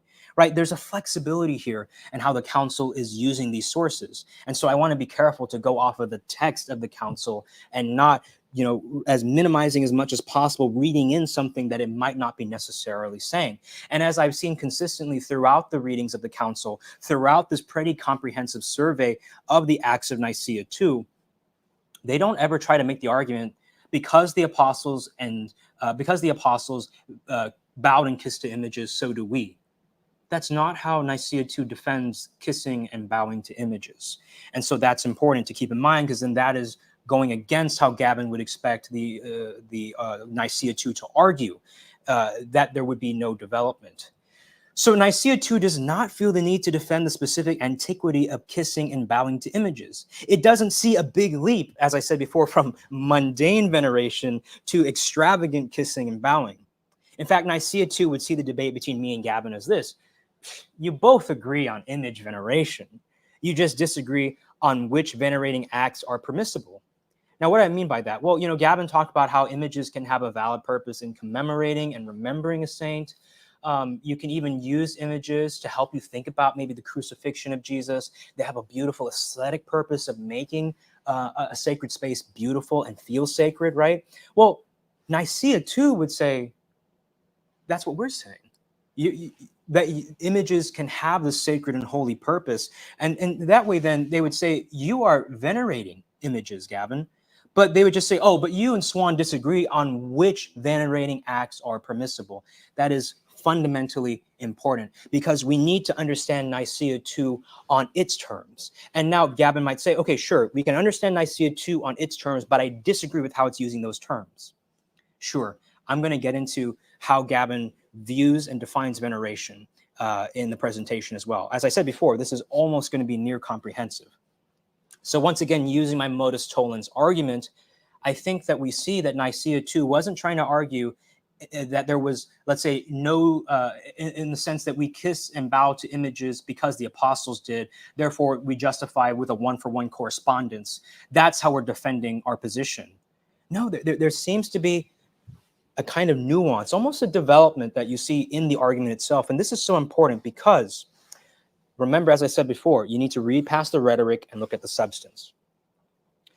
I emailed Father Richard Price and I asked him to direct me to, does Nicaea 2 ever use the icon of St. Luke to defend its position? And Father Price directed me to this essay. I'm sure he's, been asked these questions before. And I noticed in Father Price's essay in this volume, Acts Treatise and Hagiography, it says the Acts, or rather that might be his essay in the larger volume. The Acts of Nicaea 2 refer to the image of Edessa, which I mentioned before, the image that was given to King Agbar, but not to St. Luke's supposed portrait of the Virgin. That the letter was already part of iconophile propaganda, though, is shown by its mention in the central section of the Adversus Constantium Cabalisticum. But this is interesting, because if Gavin's interpretation were correct, that they tried to argue somehow that the apostles venerated icons and that sort of thing, that therefore we do so as well.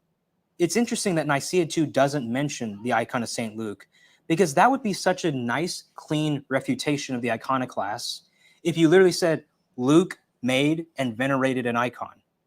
But Nicaea 2 doesn't do that. It does say that sacred images were made, so maybe you could say that the icon of St. Luke was presupposed, but it doesn't ever get that specific, like, oh, this apostle made this icon.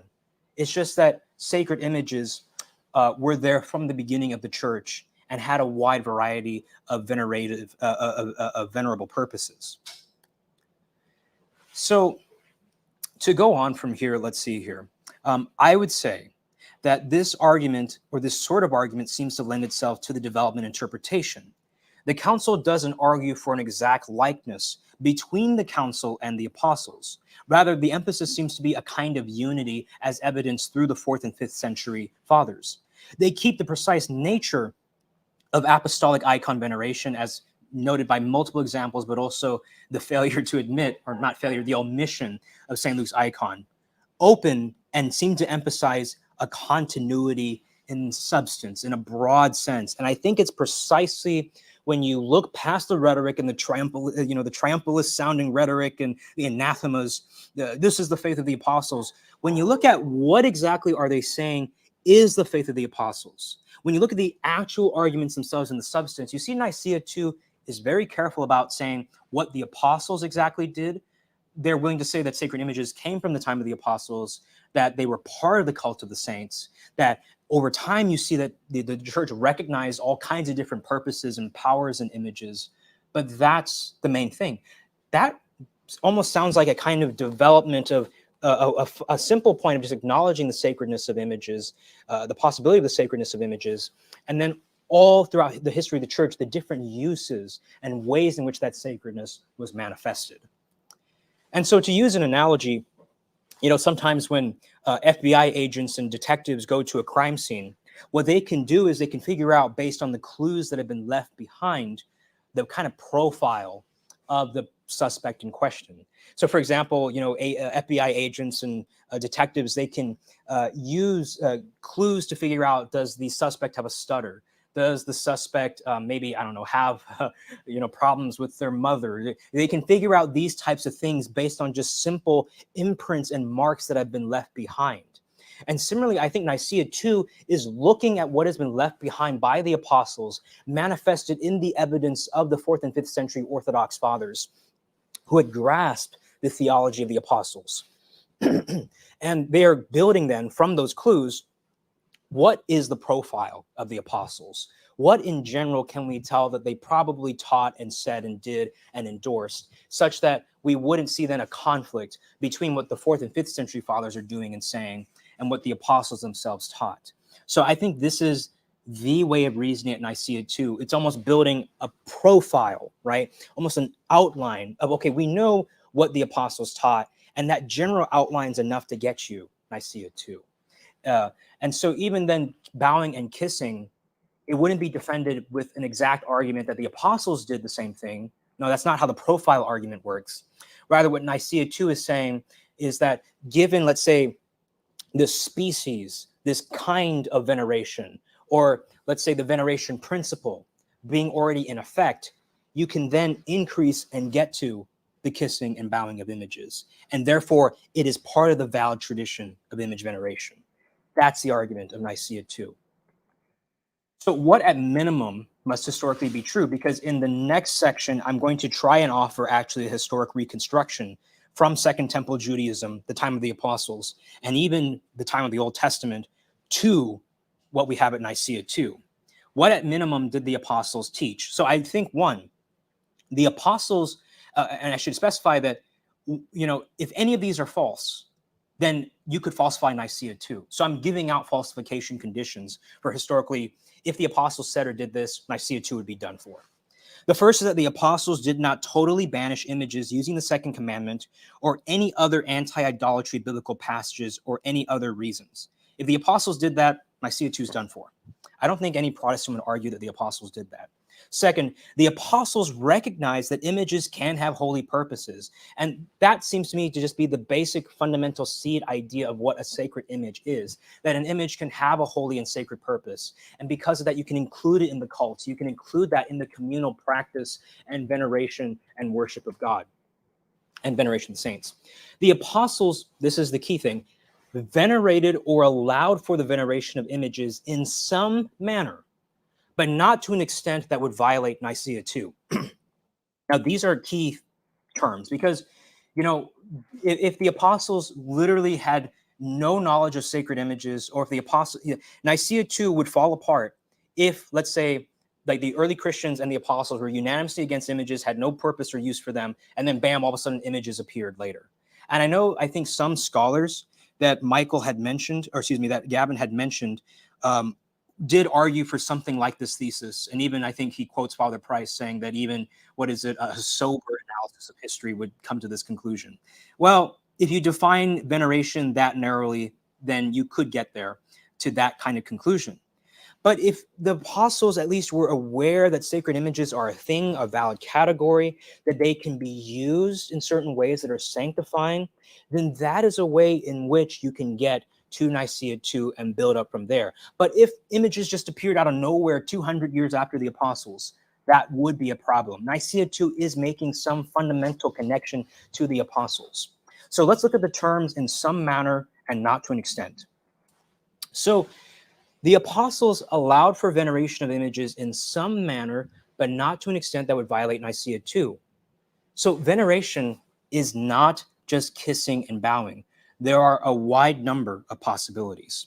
So to quote from a source that Nicaea 2 used, Leontios of Neapolis, in unfortunately titled Against the Jews, he says this, "Tell me," he's responding to a Jewish opponent, "you who think that nothing made by hands or created in any way should be venerated, when you see in your room a tunic or ornament belonging to your deceased wife or children, do you not often take or kiss it and wet it with your tears?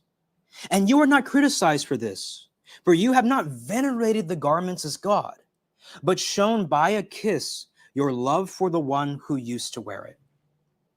When, as often, we embrace our children and fathers, sinful creatures though they be, We are not criticized for this either.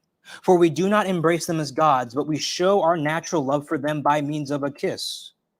As I have repeatedly said, in the case of every salutation and every act of veneration, the intention must be examined. If you accuse me of venerating as God the wood of the cross, why do you not accuse Jacob, because he performed veneration on the tip of Joseph's staff? Notice that example is mentioned once again. But it is obvious that he venerated not the wood he saw, but Joseph by means of the wood, just as we venerate Christ by means of the cross. The cross, if you will, is almost in a way an icon, if you will.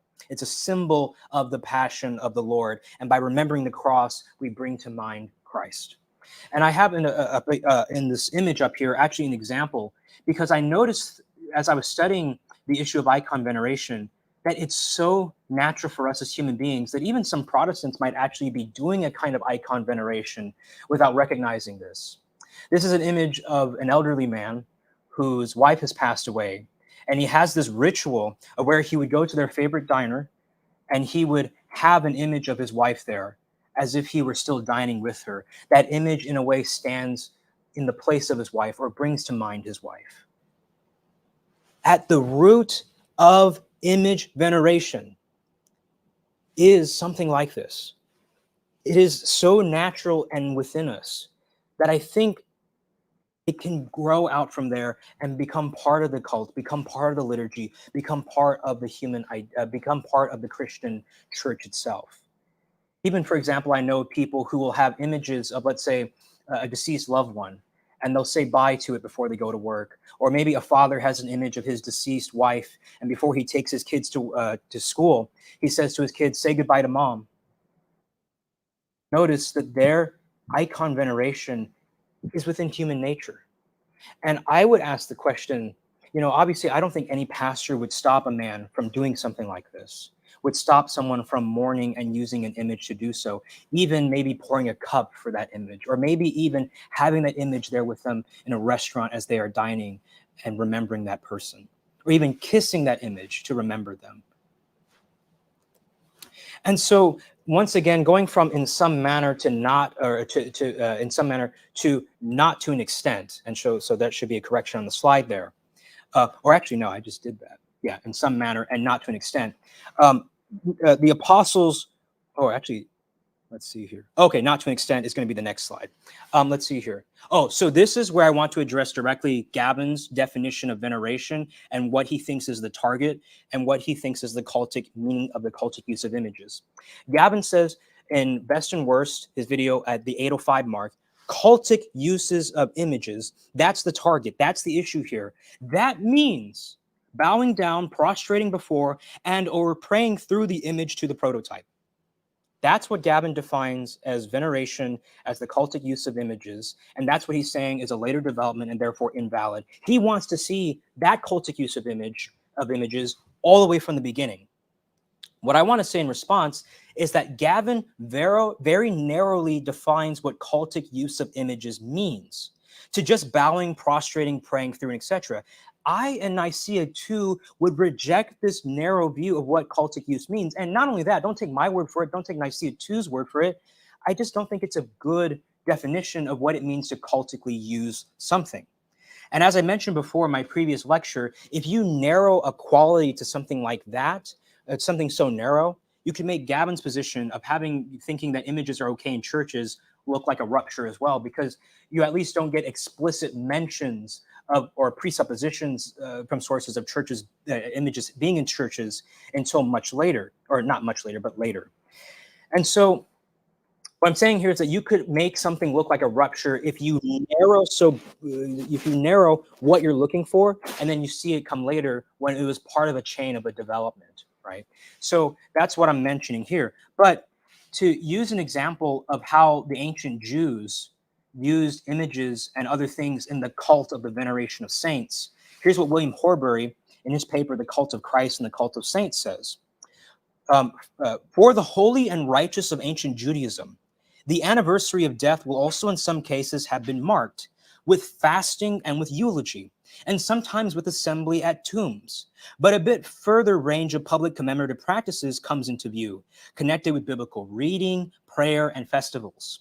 So in the cult of saints in ancient Judaism, it included a whole wide range of ways of venerating that saint and remembering them, and using even images and other things, other material objects. And so what I want to say here then is that I think that when we're talking about the cultic use of images, we need to understand which cult exactly are we talking about. It's the cult of the saints. So how long then were images used in the cult of the saints? That would also include then commemorative uses of images. That would also include then within our view of image veneration or the cultic use of images, whenever somebody looked at an image of a saint and used that as a way to inspire them towards righteousness, that would count as a cultic use of an image, because it's in what cult? The cult of the saints. So once again, as I say here, were icons part of saint veneration / the cult of the saints from the beginning? If so, then there was always a cultic use of images. And that is going to be important when we get to the next section. Now, to say then the extent to which the apostles allowed or disallowed the use of images in this way, right? They would have allowed it in some manner, right? But at minimum, we know that if the apostles did not allow for the worship of images, they did not allow for idols. If the apostles allowed for idols, Nicaea too would be falsified, and so would Christianity, right? So nobody's saying that the apostles allowed for the worship of idols, but I'm just saying that if they did, then that would have been a problem even for Nicaea too, because Nicaea too is very clear that idolatry is still off limits. But then at maximum, the apostles did not give any instruction that would conceivably prohibit the later practice of kissing and bowing to images. So, for example, if the apostle Paul or Peter stood up in the Jerusalem church and said, "You cannot show any affection to these relics and images of Stephen," just as an example, that you would show to him if he were alive with us, right? So you can't kiss him, you can't do any of that, you can't hold the image, you can't hug it, you can't cry over it, you can't, you can't do any of that. Then that would also rule out then the later practice of kissing and bowing. The apostles would not have prevented an early Eucharist celebration from having relics of the saint there in order to call them to mind. So suppose that in the early Christian liturgy, they're gathered in a house church remembering somebody, they celebrate the Eucharist and the triumph of the resurrection to remember this person. And let's say that someone had an image or a relic of the saint, a visible object or reminder of the saint to call them to mind. If Paul went in and said, "Oh yeah, take that out of here. Okay, no, don't have that in the building. This is not supposed to be there," then that would, okay, be a falsification of Nicaea too. That would be a problem. But I'm confident that none of these things were actually the case. I think that the apostles recognized that images can have sacred uses and that the veneration of saints can include images in the tradition. All right, so then responding then to Gavin, I said that Nicaea 2 is compatible with development, and also the development interpretation makes better sense of when you look at the substance of the argument itself. The fact that it's never directly argued that the apostles kissed and bowed to icons, and that's how they defend it in the 8th century. But rather, they begin with the basic principle of the use of sacred images. They define veneration broadly, and then they use the veneration principle of Basil and Athanasius to get them to eventually where they are today. So then I pointed out, one, the decree of the council does not argue in the sort of way we'd expect if Gavin's interpretation were correct. Two, the sessions of the council do not present arguments of the sort we would expect if Gavin's interpretation were correct. And three, at minimum, we can identify what must historically be true for Nicaea II's claims to prevail. And then I did, in fact, argue that the council does argue in a way that favors the development interpretation. So notice what I've done here. Development is on the table. Now what I need to do is finish the picture. I made the outline, now I just need to color it in. And that's what we're going to do in the next section when we look at the fathers and the sources that Gavin used. And we'll do that after the break. And so stay tuned. I'll be back to do more.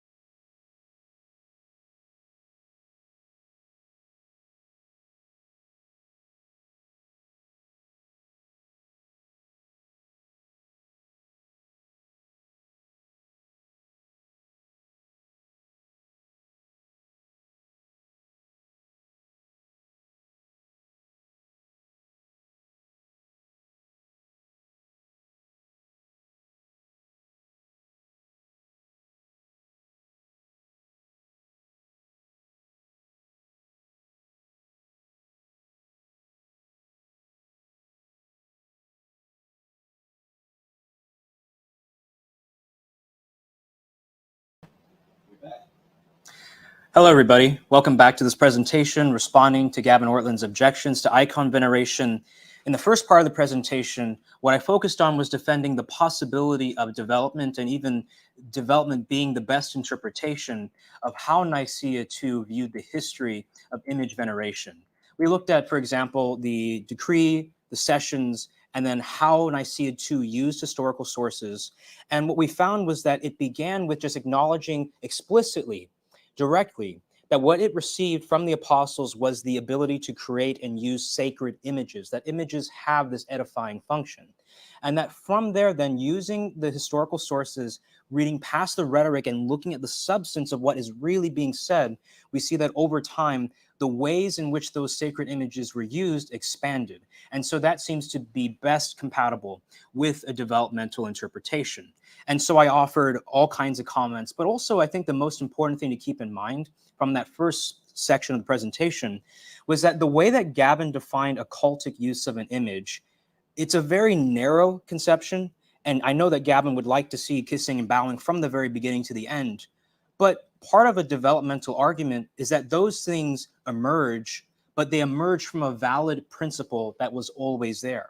We'll get into what that valid principle is that gets you from, let's say, using sacred images in a simple way for like liturgical purposes or for illustrating the power of the gospel, the beauty of a saint, into eventually kissing and bowing. In this part of the presentation, I want to look at directly Gavin's use of the historical sources and then offer my reconstruction. Since I defended the possibility of development, now I will show the actuality of how that development probably occurred. Before I continue, though, I do want to thank William Albrecht of Patristic Pillars for the 2 videos that he did on my channel, a closer look at Gavin Ortlund's sources and the Church Fathers on images and veneration. I stand on the shoulder of this, well, I don't want to giant, but in a good way, you know. So thank you, William, and I hope that you're watching. So my position is that I will offer a plausible developmental history of icon veneration from the apostles to the council, gauging along the way Gavin's use of the sources. Now, I want to give then 2 reasons against Gavin's position. First, there are good theological reasons for weighing Golden Age fathers more heavily in the evidential calculus. And this is what I briefly alluded to in the previous section, but now I do want to argue for it more explicitly and formally in this section. The second thing I'll do then is offer a plausible developmental history of icon veneration. And so to pay attention to then Gavin's position, remember I said that Gavin argues that the church fathers would not have recognized Nicaea II as a valid development, meaning that even a developmental reading of church history on his view is implausible. Well, what does would not have recognized precisely mean? I mean, it could mean, for example, that if I presented the theology of Nicaea II to, let's say, this father in question, just based off of the text that we have, would they or would they not accept or reject? But the problem there is that that seems highly speculative. And I could imagine that maybe just because the text that we have here might be a critique of pagan images, and the father doesn't really maybe mention how a Christian image could be permissible, that we just don't know what they would have thought about Christian images as opposed to pagan images. Whereas Gavin might interpret the silence as a universal sweeping rejection of images, not just pagan ones. And so to quote from Gavin in his video Best and Worst, 1121, he says, imagine the claims of Nicaea II were true, that icon veneration was the ancient legislation of the church, that icon veneration was the faith of the apostles. Christians bowed down to and prayed through images to their prototypes in the 2nd, 4th, and 6th century, etc. And that all that Christians opposed was just the pagan use of images around them. On that hypothesis, can we make a sense of the text in question? Now, you know, there's once again a question on how to interpret what Gavin's saying here. And this is always like an issue that I've had with like when people just kind of shotgun quotes from the fathers. And it's like, okay, but what's the exact argument here? What's the picture that you're trying to draw? No pun intended. And the question here is, you know, if we ask the question, can we make sense of the text in question? I mean, I think one can, because I could just always argue that if there's just a little wiggle room, right? And they just address pagan images and not Christian images, that's good enough. But I think the strongest interpretation of Gavin is just, would that father have recognized Nicaea II is a valid development. I think that's the strongest interpretation of Gavin's argument, but also there's still kind of some issues with how do we exactly interpret even would they have recognized when we have a limited corpus of their work. And also, I as a Catholic would hold that the saints in heaven, once they had the beatific vision and knowledge, they would know, oh, okay, image veneration is okay. But leaving that out of the picture, what do we mean by would not have recognized? So that's something to keep in mind, and I'll try my best to be as charitable to Gavin's position as possible. And I know that some people might say, oh, Suan, you just said that father might not agree with Nicaea II. How can you do that? Because I don't think that's how Nicaea II is even reasoning. I don't think Nicaea II is, going to fret if Tertullian doesn't support its theology, right? That's not how Nicaea II is reasoning. It's not doing a broad head count of just anybody. Moreover, Gavin does argue that defenders of icon veneration are like progressive Christians who add distinctions foreign to the text in order to defend icon veneration. But there's a question here. Is the distinction foreign, or is it a valid distinction? That's something important to keep in mind, because I could largely agree, even as somebody myself who venerates icons, that I don't agree with the, let's say, way in which other maybe communities might treat the images that they have, because I view that as being, in a way, not the correct way to do it. And so, there's something important here. Is the distinction foreign? And, Gavin makes this in reference to, for example, debates on sexual ethics in the New Testament, and how some progressives will say, oh, well, the Bible isn't opposed to this conduct in general, but a specific version of the conduct. Now, if the Bible does make that distinction, that would be relevant to the debate. But I don't think the Bible does make, let's say, that specific distinction, but it uses a wider principle. So allow me to explain my point here. Robin Jensen, in her book From Idols to Icons, she writes, quote, the assumption that ancient Christians unfailingly and universally condemned pictorial art because they believed it to be idolatrous has endured, despite historians' efforts over the past half century to qualify this belief. Much of the persistence of this error derives from centuries of misreadings of Christian apologetic texts that disparage depictions of polytheist gods, wrongly judged to be sweeping and effective critiques of all types of religious pictorial art. Now, Gavin's going to say here, well, I'm not saying that they rejected all art. They just rejected the cultic use of pagan art. And similarly, because they rejected the pagan cultic use of art, they would also reject the cultic use of art in Christian circles. So I know that this isn't a neat one-for-one correspondence with Gavin's argument. I want to be charitable there. But this quote does show us that we need to be cautious. Can we move from something highly particular to a general principle when it was meant to just be something particular? For example, if I say, I don't like rock concerts, therefore you conclude I don't like concerts. Now, some people might make that conclusion if you love rock music, but you see there that it's an invalid inference to go from something that's highly specific and towards a particular context to then rejecting the thing entirely in question.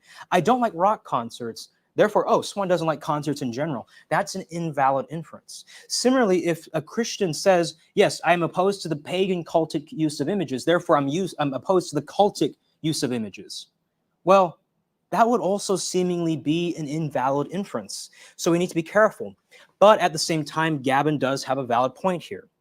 Do the sources articulate a principle that would rule out all cultic images? That is the question. That is the thing that we are seeking. So, for example, if I said I don't like rock concerts because I don't like music, then you could say, therefore, I don't like concerts because an essential part of concerts is music. So that is what we are looking for, right? Because if we just try to make a conclusion based on the specific principle or idea or context to a general principle, that's a very logically dangerous way to go.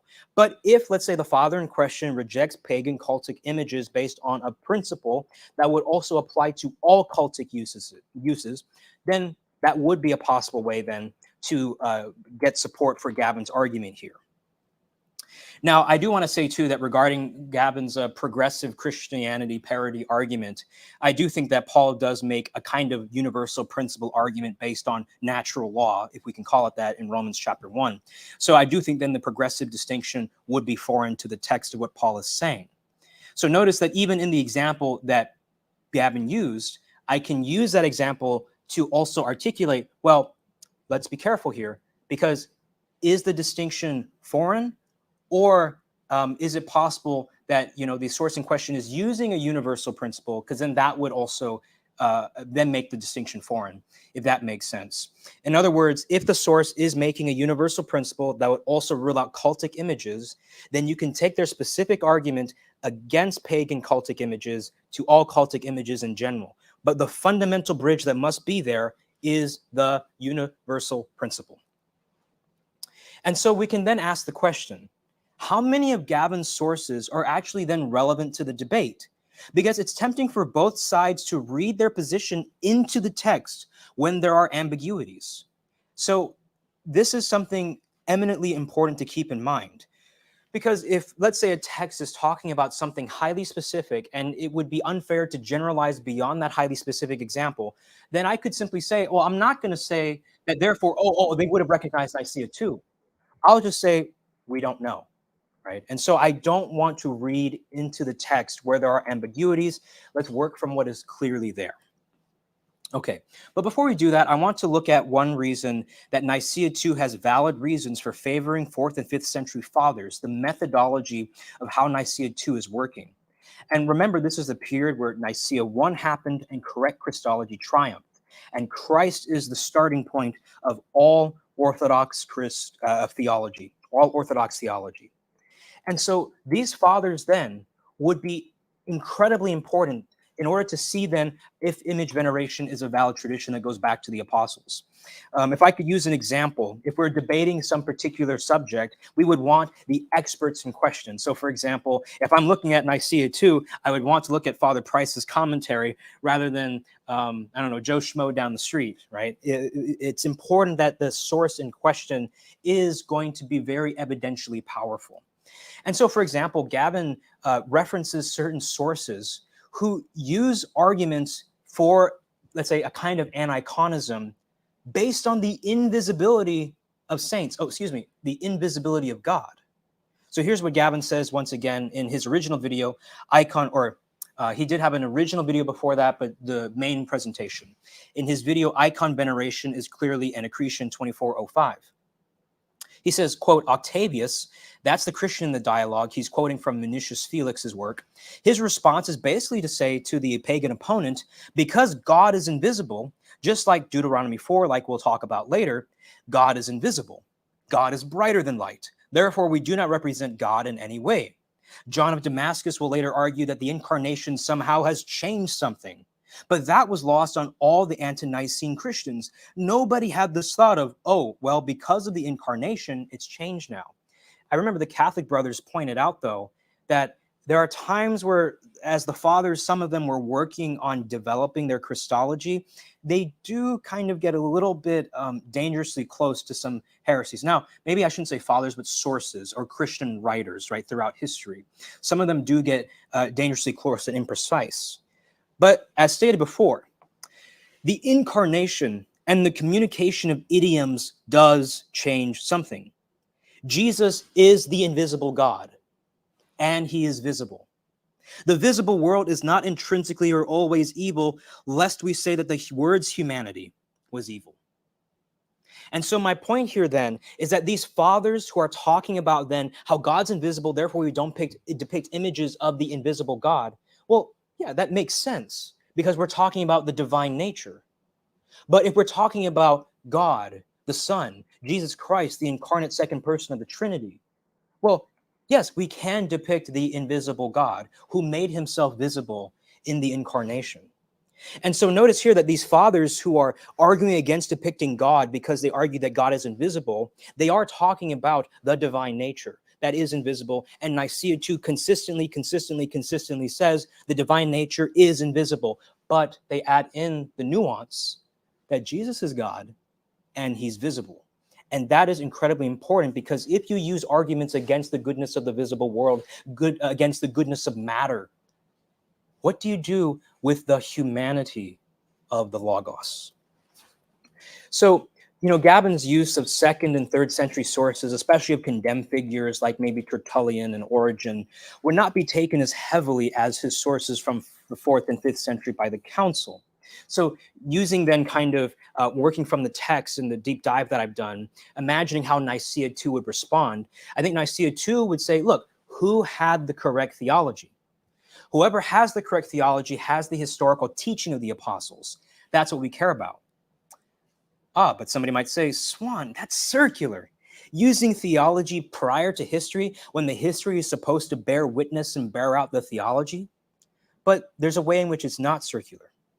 Because look, the council is concerned with what do our best, most theologically orthodox sources say, because they have the correct theology. And because they have the correct theology, our most orthodox and best sources at Nicaea I and the surrounding period, they can get us back to the apostles historically. So notice how theology, in a way, well, it's a combination of history and theology.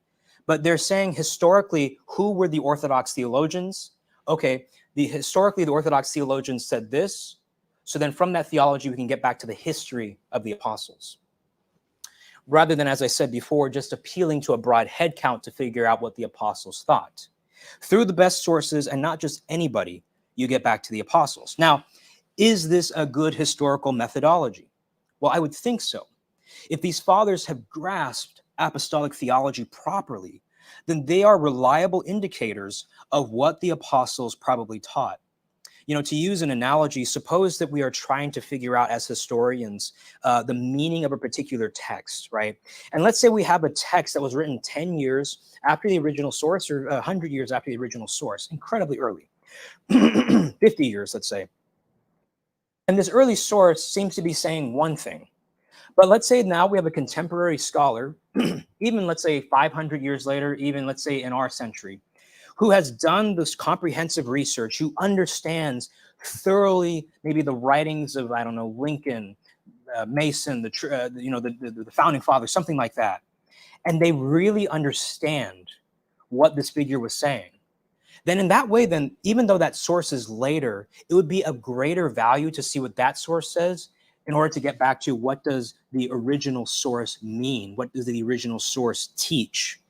And so similarly, when Gavin was using these kind of other sources in order to figure out, okay, what was the reality on the ground of cultic image veneration throughout the centuries, and he quotes some of these figures who use certain arguments that were seemingly too heavily Platonic, or maybe didn't really exactly apply to the logic of Nicaea II. I would say there that there's a limit then on how useful that broad head count is.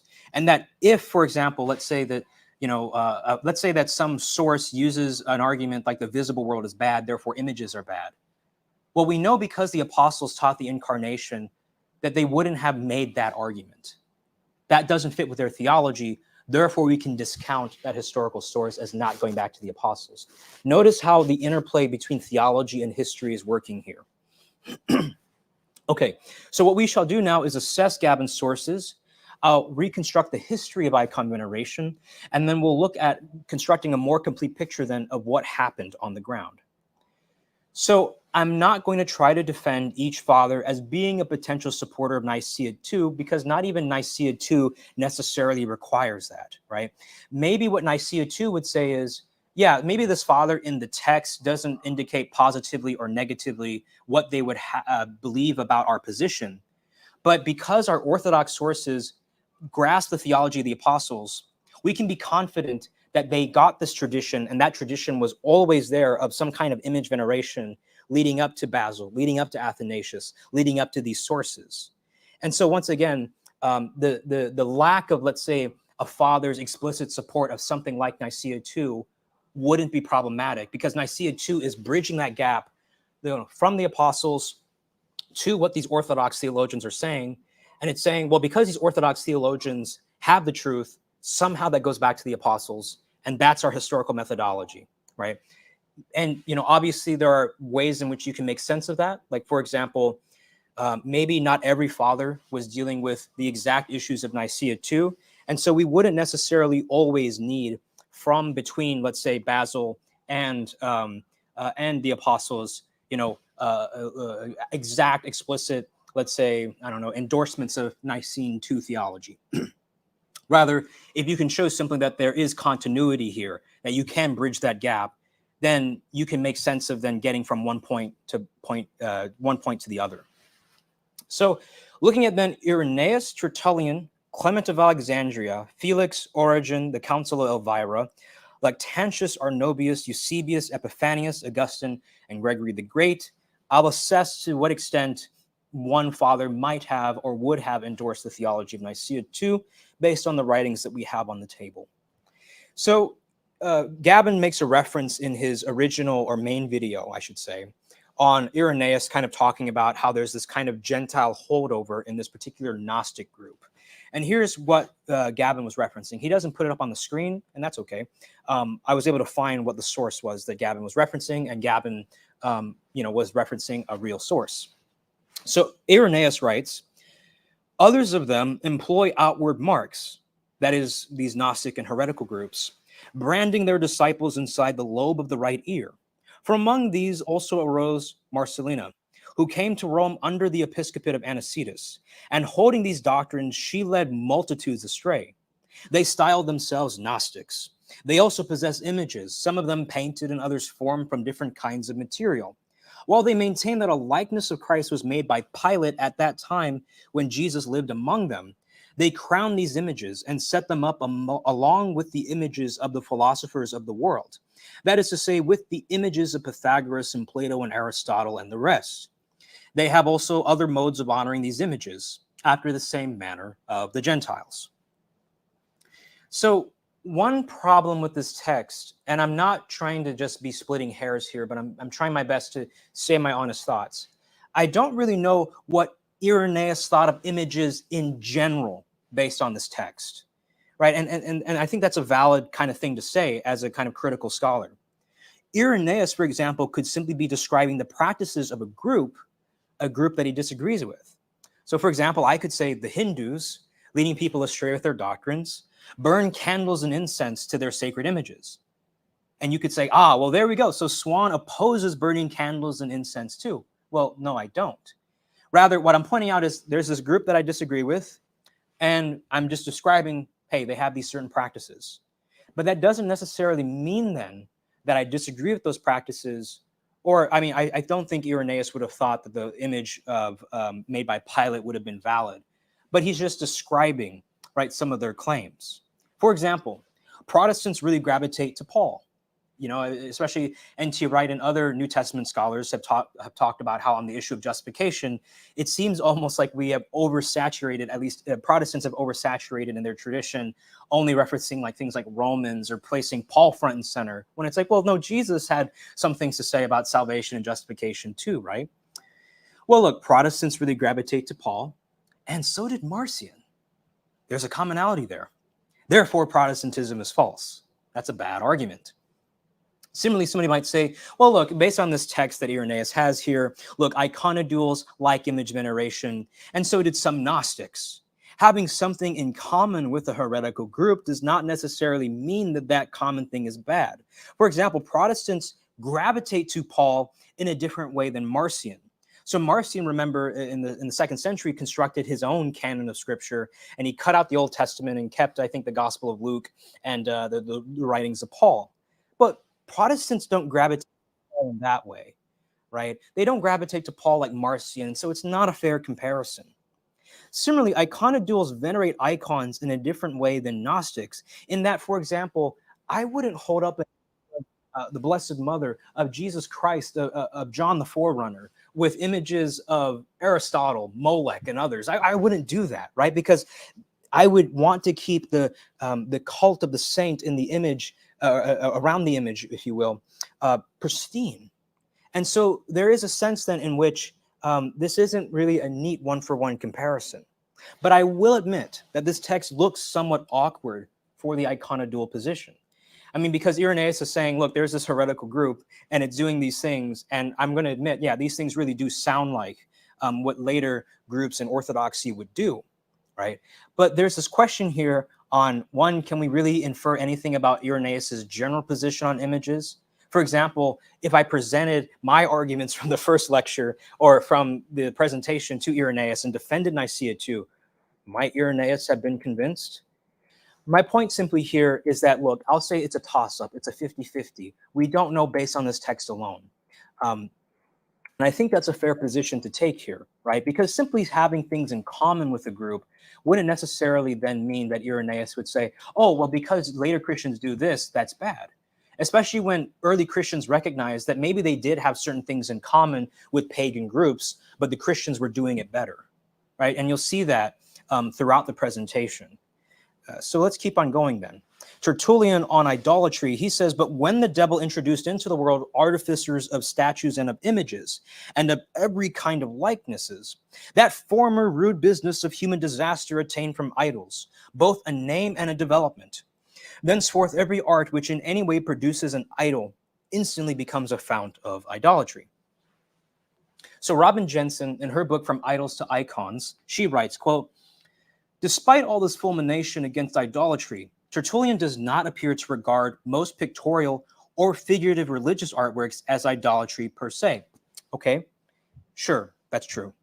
Yet he does judge producers of such objects as complicit with idolatry insofar as their use is potentially idolatrous. And so, Tertullian here would be making an argument like, I would be complicit, for example, if I gave ammunition to a terrorist, right? Even if I'm not actually doing the act itself, even if the artist isn't actually producing or intending to produce an idol, because you gave them ammunition, Tertullian would say you are complicit. You have, let's say, not just material cooperation, but formal cooperation in some sense. And so admittedly then, Tertullian is highly suspicious of art. He even has this theory on where idolatry came from. He says, quote, idol in ancient times, there was none. Okay, I don't know if that's true. Before the artificers of this monstrosity had bubbled into being, temples stood solitary and shrines empty. Really? Just as to the present day, in some places, traces of the ancient practice remain permanently. Yet idolatry used to be practiced, not under that name, but in that function. For even at this day, it can be practiced outside a temple and without an idol. But when the devil introduced into world artificers, so notice that he had this idea that temples and shrines were once built, but they had no idols, but material idols, but they had, like, idols, people had idols in their hearts. And then all of a sudden the devil introduced creating images in the world. And then that's how we got into our present mess. I mean, Tertullian's not a church father. And I would actually just say he's just wrong, right? And for me as a Catholic, I don't have to look at every head count of every church father and just somehow absolutely defend it or submit to it, right? That's not how we use historical sources in the Catholic tradition. But I will agree, though, that I think he would oppose Nicaea too, since we have lost him at such a basic level. All right, there you have it. Although, Tertullian, I'd say, would lost the church at a basic level as well. But Tertullian does criticize Christians who have images on their chalices. So Tertullian says, for example, but I would yield my ground to you if the scripture of the shepherd, that is the shepherd of Hermas, which was thought by some early Christians to be scripture, which is the only one which favors adulterers, had deserved to find a place in the divine canon. If it had not been habitually judged by every council of churches, even of your own, among apocryphal and false writings, itself adulterous and hence a patroness of its comrades, from which in other respects too you derive initiation, to which perchance that shepherd will play the patron whom you depict on your sacramental chalice. So he's noting that there were Christians then who, despite using this source that has been criticized, at least formally it seems by this point, still had an image of a shepherd, maybe the shepherd of Hermas, on their chalice. Okay, so then you get by the end of the 2nd century, going into the 3rd century, okay, Christians had images on their chalices. Now, I'm not sure if this is the most orthodox Christian group. He does complain, for example, that artificers of idols, and this is from William Albrecht's presentation on my channel, that artificers of images and idols have entered into the ecclesiastical order. So there were actually then priests and maybe bishops who had made images themselves. Or I don't know, maybe they really did make idols. I don't know. It's a bit ambiguous, because noting how sweeping Tertullian's critique is of images in general and even the depiction of them. But still, I think Tertullian is saying here that Christian groups had images. That's important. So it wasn't totally then, let's say, we shouldn't have the total impression then that images like popped up in the 4th century or in the 3rd century out of nowhere. Clement of Alexandria, he says, works of art cannot then be sacred and divine.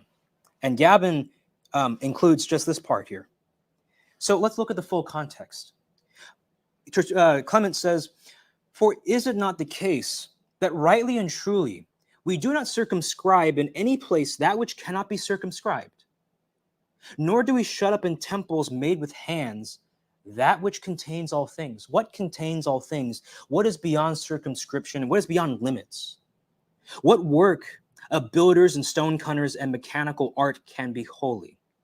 Superior to these are not they who think that the air and the enclosing space, or rather the whole world and the universe, are meet for the excellency of God.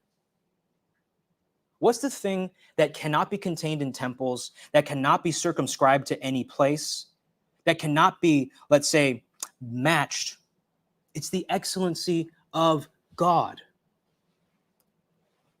And so notice there then that he's not using the word holy when he says, can builders and work of builders and stone cutters and mechanical arts be holy? He's not using holy in the sense of having a holy purpose.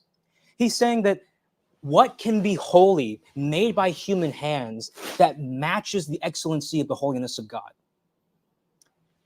I would agree that no matter how beautiful these images are, no matter how beautiful something is by human hands, it cannot match the excellency of the infinite divine nature, right? I would agree with that. No art can match precisely the divine nature and its glory.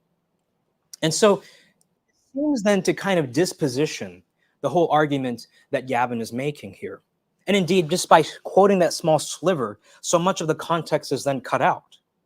He goes on to say, Clement, it were indeed ridiculous, as the philosophers themselves say, for man, the plaything of God, to make God, and for God to be the plaything of art, since what is made is similar and the same to that of which it is made, as that which is made of ivory is ivory, and that which is made of gold, golden. Now the images in temples constructed by mechanics are made of inert matter, so that they too are inert and material and profane. And if you perfect the art, they partake of mechanical coarseness. Works of art cannot then be sacred and divine. When you include the whole context, it changes everything.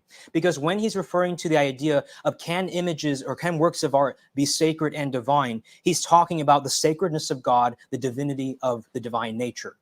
And of course, no image, no artwork can match that. And so, in other words, basically he's saying here that God is not identical to material objects. And so how can material objects, let's say, even match or properly represent the divine essence? Material objects are bad imitations and surely fail in this respect. Leaving this aside, however, this quote is totally or seemingly totally irrelevant once we include the full context. Of course, art cannot be sacred and divine in the sense that they can contain or perfectly match the divine nature, and that is what Clement is talking about. This is such a crucial distinction. This is such a crucial particular instance, because we would agree that God is invisible, God is infinite. But how can you use that to then talk about saints who had human flesh, who were visible, the incarnation and Christ being visible? I mean, that seems to be kind of talking about apples and oranges at this point. But also, Clement does talk about images in an interesting way elsewhere, in general. So he says, and let our seals be either a dove or a fish or a ship scudding before the wind, or a musical lyre, which Polycrates used, or a ship's anchor, which Seleucus got engraved as a device. And if there be one fishing, he will remember the apostle and the children drawn out of the water. Now, it might be maybe Exodus here, or maybe just baptism in general. That might be interesting to talk about. For we are not to delineate or portray the faces of idols. We who are prohibited to cleave to them, nor a sword, nor a bow, following as we do. Peace, nor drinking cups being temperate. Okay, so in this text here, the pedagogist, or other words known as the instructor, he's saying here that we can have and reinterpret certain images, like the dove, because that represents the Holy Spirit, a fish, because that was, obviously a symbol in early Christianity, or even of a ship, right? But I want to note here that he does say that art can be used to remember the apostle. That's interesting, because could art then be sacred in that way? Not sacred in that it's trying to match the divine nature, but sacred in that by remembering the apostle, I can yearn for the prototype. Oh, that's Nicaea too. So I think, just to be fair, I don't want to read too much into Clement. So I'll say, all right, we don't know. But there's a lot here that's interesting in the development of images, right? That images and art can have Christian uses, and that they don't have to be bound to just how the pagans have used the image. Municius Felix, this is a favorite of Gavin, he quotes this often. Why do they endeavor with such pains, that is the Christians, to conceal and to cloak whatever they worship? A pagan is saying this. Why have they no altars, no temples, no acknowledged images? So no acknowledged images of what exactly? This is a vital question. So to quote from Robin Jensen, once again from her book, From Idols to Icons, she says, the pagan Celsus, I think to use Gavin's pronunciation, presents many objections to Christian practices. Among them, the absence of pictorial depictions of the Christian deity. So once again, we're going back to what I previously said, which is, yes, there is a sense in which, God is in a totally different category here. And so we can't just infer from this specific thing about the divine nature to then all images in general. For example, to provide the full context of what Celsus is saying here, for why do they endeavor with such pains to conceal and cloak whatever they worship? To go on, why have they no altars, no temples, no acknowledged images? And then he goes on to say, moreover, whence or who is he? Or where is the one God, solitary, desolate, whom no free people, no kingdoms, and not even Roman superstition have known? And so he goes on to talk about the Jews. But Celsus is saying here that, look, are you ashamed of God? Why don't you depict your deity, right? And then he goes on to say, but the Christians, moreover, what wonders, what monstrosities do they feign, right? Are you ashamed of God? That he who is their God, whom they can neither show nor behold, inquires diligently into the character of all, the acts of all, and in fine, into their words and secret thoughts. Well, if this is talking about the divine nature, then yeah, it's invisible. So it makes total sense then why you wouldn't try to then depict an image of the divine invisible nature. But remember, Jesus is the invisible God, and he is visible. So this almost seems to be, once again, apples and oranges here. What is the purpose of bringing this into question? Of course, Christians then wouldn't make images of the invisible God. And even I know today some Byzantine Christians and even Roman Catholics who might be uncomfortable with depictions of God the Father, right? Because they believe, well, God the Father should be left invisible or something like that. My point simply here is that this is talking about the invisible divine nature. And because that is such a particular thing, you can't just generalize then to everything else. So to quote then from Theodore of Jerusalem, because I think he acknowledges both Felix's point well, but also brings in Christological nuance. He says, for the divine nature is invisible, infinite, and without form. For no one has ever seen God, but he, the only begotten, made him known. But when we paint the image of his manhood, we venerate it. For although he was God and invisible, he appeared and was seen on earth and dealt among men, and underwent exhaustion, hunger, and thirst by the law of our nature that he put on. And so Felix would oppose images of the invisible God. But would he oppose images of the invisible God who is Jesus? Would he oppose depicting the incarnate Lord? We just don't know from the text. But if he did have an orthodox theology, then I don't see him having any problem. But regardless, because he doesn't bring in the question of the incarnation, I won't go any further. Origen writes, being taught in the school of Jesus and Christ, have rejected all images and statues. This is a quote, once again, that Gavin produces. And I want to note here the full context.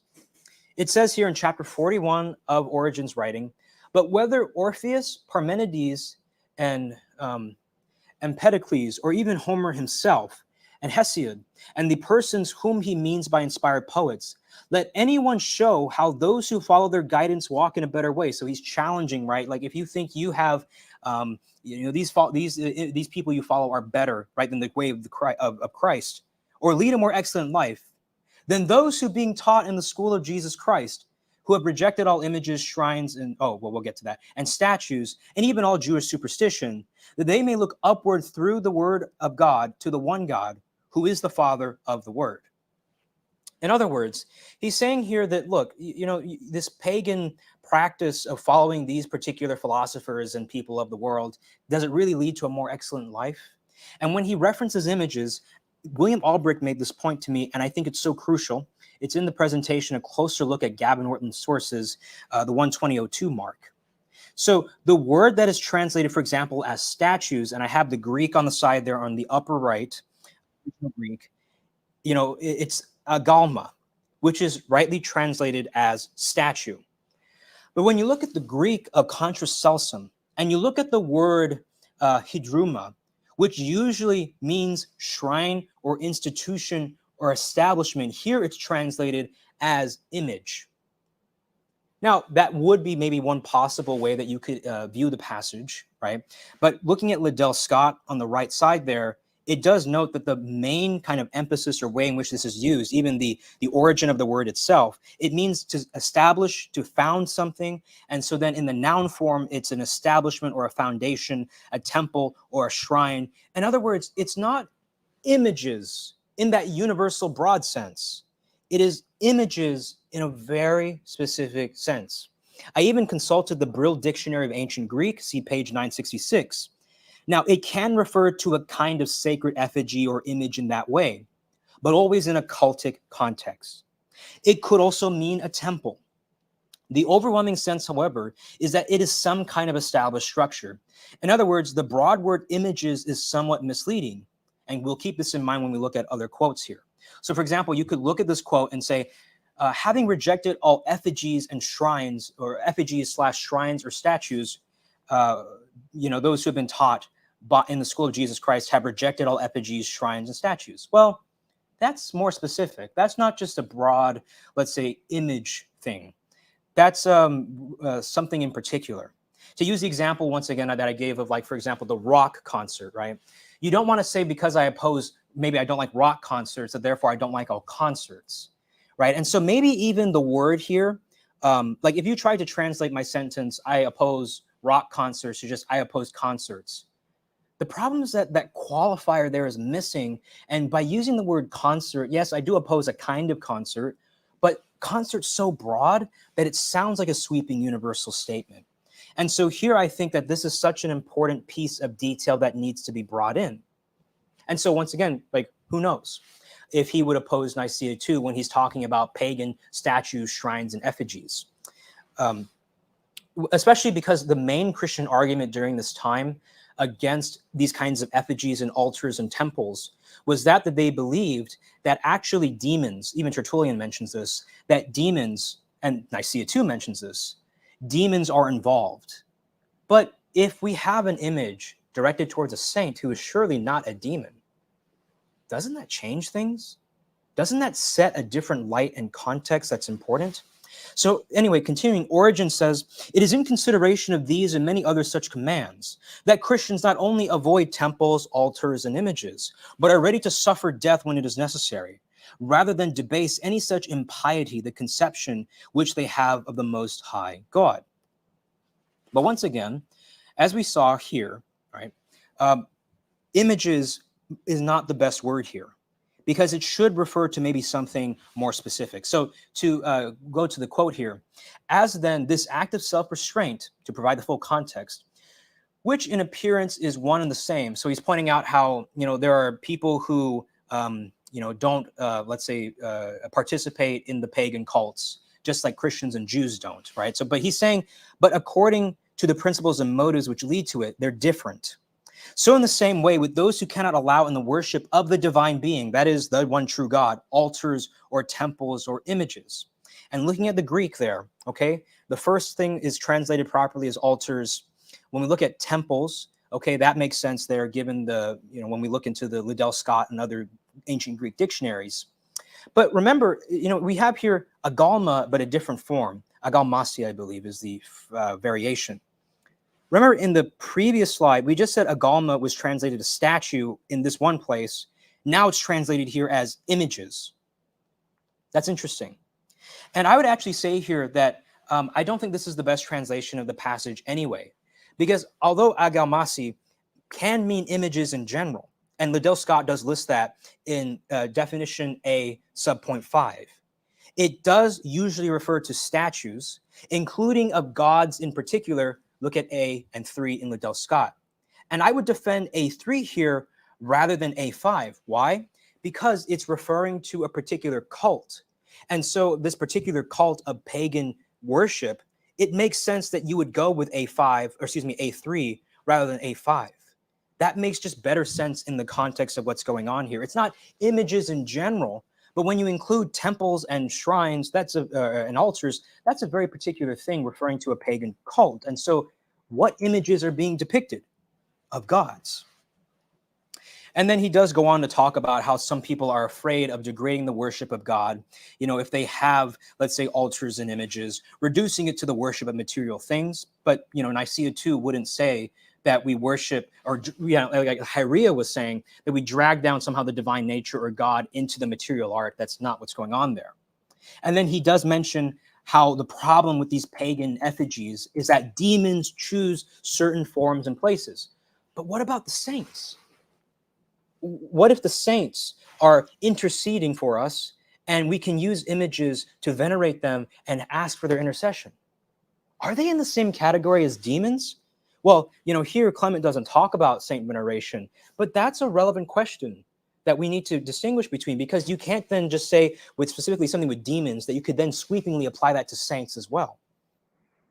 And then he does mention here the second commandment, but when he talks about a graven image, like you shall not make it unto you any graven image, he refers to eidolon, or what is generally translated as idol. He doesn't use the word icon or agalma or anything like that.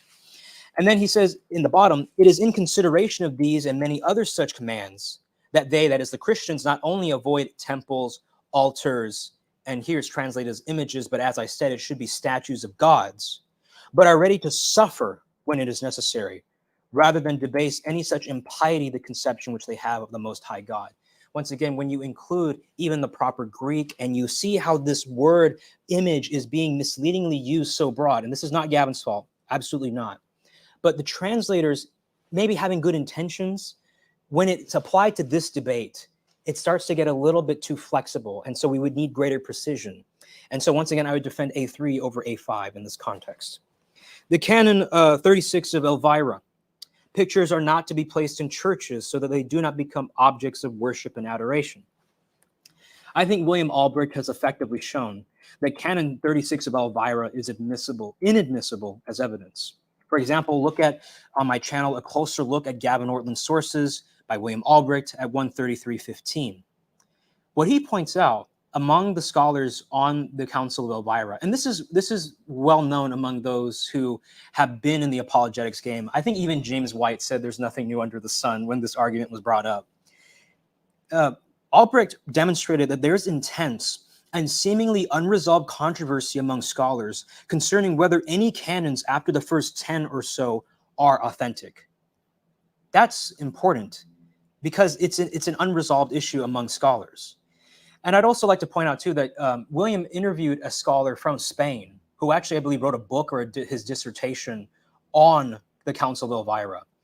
And that scholar that he interviewed from Spain, where Elvira is located, if I'm not mistaken, this scholar said, yeah, I don't think canon 36 is authentic. So if Gavin is willing to present arguments and settle this dispute among scholars, then we can talk about the importance of this passage in question.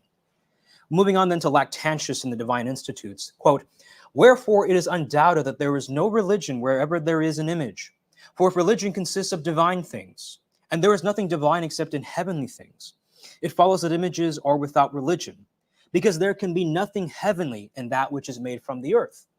There is no religion in images, but a mimicry of religion. That which is true is therefore preferred to all things which are false. Earthly things are to be trampled upon, that we may obtain heavenly things. So for context, what we see is that Lactantius is talking about pagan images. To quote him, he says, "But they say, we do not fear the images themselves, but those beings after whose likeness they were formed, and to whose names they are dedicated. You fear them doubtless on this account, because you think that they are in heaven. For if they are gods, the case cannot be otherwise. Why then do you not raise your eyes to heaven, and invoking their names offer sacrifices in the open air? Why do you look to walls and wood and stone rather than to the place where you believe them to be? What is the meaning of temples and altars? What, in short, of the images themselves, which are memorials either of the dead or absent?" So there's a lot going on in this passage here, but basically he's making fun of the pagans for having these sacrifices to images when he's like, but aren't they supposed to be in the heavens or in heaven, he just says. And then he also says here that, look, but images are supposed to be for those who are deceased. And so are you saying your gods are dead? So there's a lot going on in this passage. But what I want to point out here is somebody might say, oh, but look, Lactantius is talking about these beings who are in heaven. And as Catholics, you believe that the saints are in heaven, and you try to invoke them just as these pagans are trying to invoke them by their names. But do pagan gods neatly correspond to saints? Maybe in a Protestant mind, they do. But what is Lactantius saying? Well, he doesn't say anything about saints. And so he's referring to something very particular. And I also want to talk about, what does Lactantius mean by divine things? That's important. Well, when we look at, for example, when he uses the qualifier, the adjective divine, he can use it in the context of divine providence, divine wisdom. Okay, obviously referring to the providence and wisdom of God. But he can also use it to refer to things with divine excellence. So in chapter 5 of his writing, he says, "Undoubtedly God, the framer of the universe, so arranged and contrived them," that is the heavens, "that they might run through their courses or stars in the heaven with a divine and wonderful order to accomplish the variations of the successive seasons." All right. I should say the heavenly bodies, not just stars. He then says, "And in this, indeed, they acted foolishly." Maybe it's the pagans, I think. "And that they attributed so wonderful and divine a work to man." My point in this is that when he says, look, if religion consists of divine things, we're referring to the things that are of the divine excellence, right? And so if that's the context, then yeah, nothing made from earth is going to match the divine excellence. Nothing made from earth, except maybe things in heaven, like maybe the angels or something like that, who are very close to God, maybe something like that. Heavenly things, he doesn't, I don't think, ever define exactly what those things are. I would simply read Lactantius along the lines of Clement and Felix. Images cannot imitate, much less match, the divine glory, because he says, going on, "For whatever is an imitation, that must of necessity be false." That's a very Platonic way of viewing things. "Nor can anything receive the name of a true object, which counterfeits the truth by deception and imitation." Now, the thing is, though, if Jesus is the image of God, and this is an argument that the apostles use, he is the visible image of the invisible God. I mean, would you really want to say that maybe an image is of necessity false and isn't the same thing, or maybe in the same form as the thing in question? So I think here that Lactantius is using his own private kind of Platonic training, and this isn't necessarily an argument that the apostles would have made or recognized. Similarly, Arnobius in Against the Heathen, he says, "What then without these? Do the gods not know that they are worshipped?" Referring to images. "What greater wrong, disgrace, hardship can be inflicted than to acknowledge one God," so the God, "and yet make supplication to something else, to hope for help from a deity, and to pray to an image without feeling?" Well, you can't assume, once again, a neat correspondence between pagan deities and interceding Christian saints here. That's needed in order to strike at Nicaea too. My point is that if you're really going to use Arnobius to get at Nicaea too, if this is really supposed to be a problematic quote, then some Protestants might read that something else, supplication is something else, as, oh, the saints, right? You're only supposed to seek supplication from God or seek help from God. And then, they might say something like, oh, well, and then the saints are analogous to hoping for help from a deity, or image veneration. Part of saint veneration is to pray to an image without feeling. But can we really make such a neat one-for-one correspondence when Arnobius is not talking about the saints here? So are they in the same category? That is the saints, gods, deities, and that's something else. Can you make that connection here? Because that's what you need in order to get against Nicaea too. A Protestant might make that connection, but how do we know that this isn't also reading into the text? Similarly, when we refer to Arnobius talking about praying to an image without feeling, Arnobius is contrasting between the one God who is powerful and a powerless image without feeling, without sense, maybe to Psalm 115.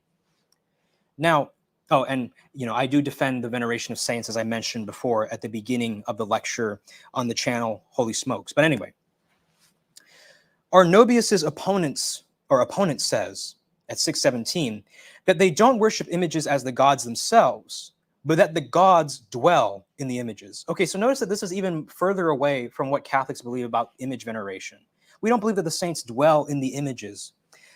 In them we worship and venerate those, this is the pagan speaking, whom their dedication as sacred introduces and causes to dwell in statues made by workmen. So notice they have this kind of ritual, the pagans that Arnobius is addressing, who, by doing this ritual, it brings the pagan deity and dwells in the image. All right. Nay, more, that impelled by the rite of dedication, they are joined to images. So when he's saying images without feeling, he's not talking about images in general. He's explicitly denying and responding to this idea that the pagans have, or some pagans have, that they have joined their deity to the image by this ritual. He's saying, no, the images have no feeling. The images have no sense. They have no power in the way that you're thinking of with the pagan gods. And so icon veneration, as I said before, is surely different. We are calling upon the saint who is alive in heaven. We're not saying it's alive in the image.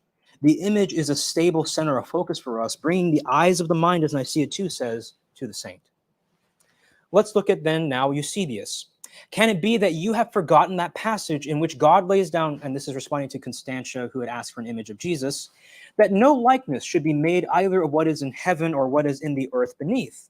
Have you ever heard of anything of the kind, either yourself in church or from another person? Are not such things banished and excluded from churches all over the world? And is it not common knowledge that such practices are not permitted to us alone? Or I would interpret that as not to us privately, right? So he's saying this isn't supposed to be in churches, and it's not supposed to be even privately owned that you have images in this way because of the second commandment. Now, Gavin also was really emphasizing the source and impressed by it by just saying it's so definitive, it's so knocked down. And I think he references a 1981 article that defends the authenticity of this text. All right, so be it. My point here is that Eusebius, near the end of his life, seemed to have a change of heart towards images. Because remember, Constantia simply asked for an image of Christ. He says here, you also wrote me concerning some supposed image of Christ, which image you wished me to send you. Okay, but look, Suan, you're mischaracterizing here what's going on, because Eusebius is only opposed to images in churches, right? And so you can't say that he had a sweeping rejection of images. You're taking Eusebius out of context. But no, Eusebius really thought that all images were in a sense somehow, illicit or impermissible. And he even talks about then an image that a woman privately owned that he took away. So he is making a sweeping statement against images. Now, this is important because then in the next context, this quote that I'm using here, this actually would then be a reversal of his previous position. And this is what I mean, because if somebody said, well, Suan, Eusebius is only referring to images in churches, you bring up this image of Constantine having an image of Christ in his house, apples and oranges. No, this is a reversal of Eusebius's position. So he writes in The Life of Constantine, Book 1, Chapter 49, on the other hand, one might see the fountains in the midst of the marketplace, graced with figures representing the Good Shepherd. That was a common image in paganism that was reappropriated into Christianity, well known to those who study the sacred oracles, and that of Daniel also with the lions, forged in brass. Okay, so there are images here. And resplendent with plates of gold.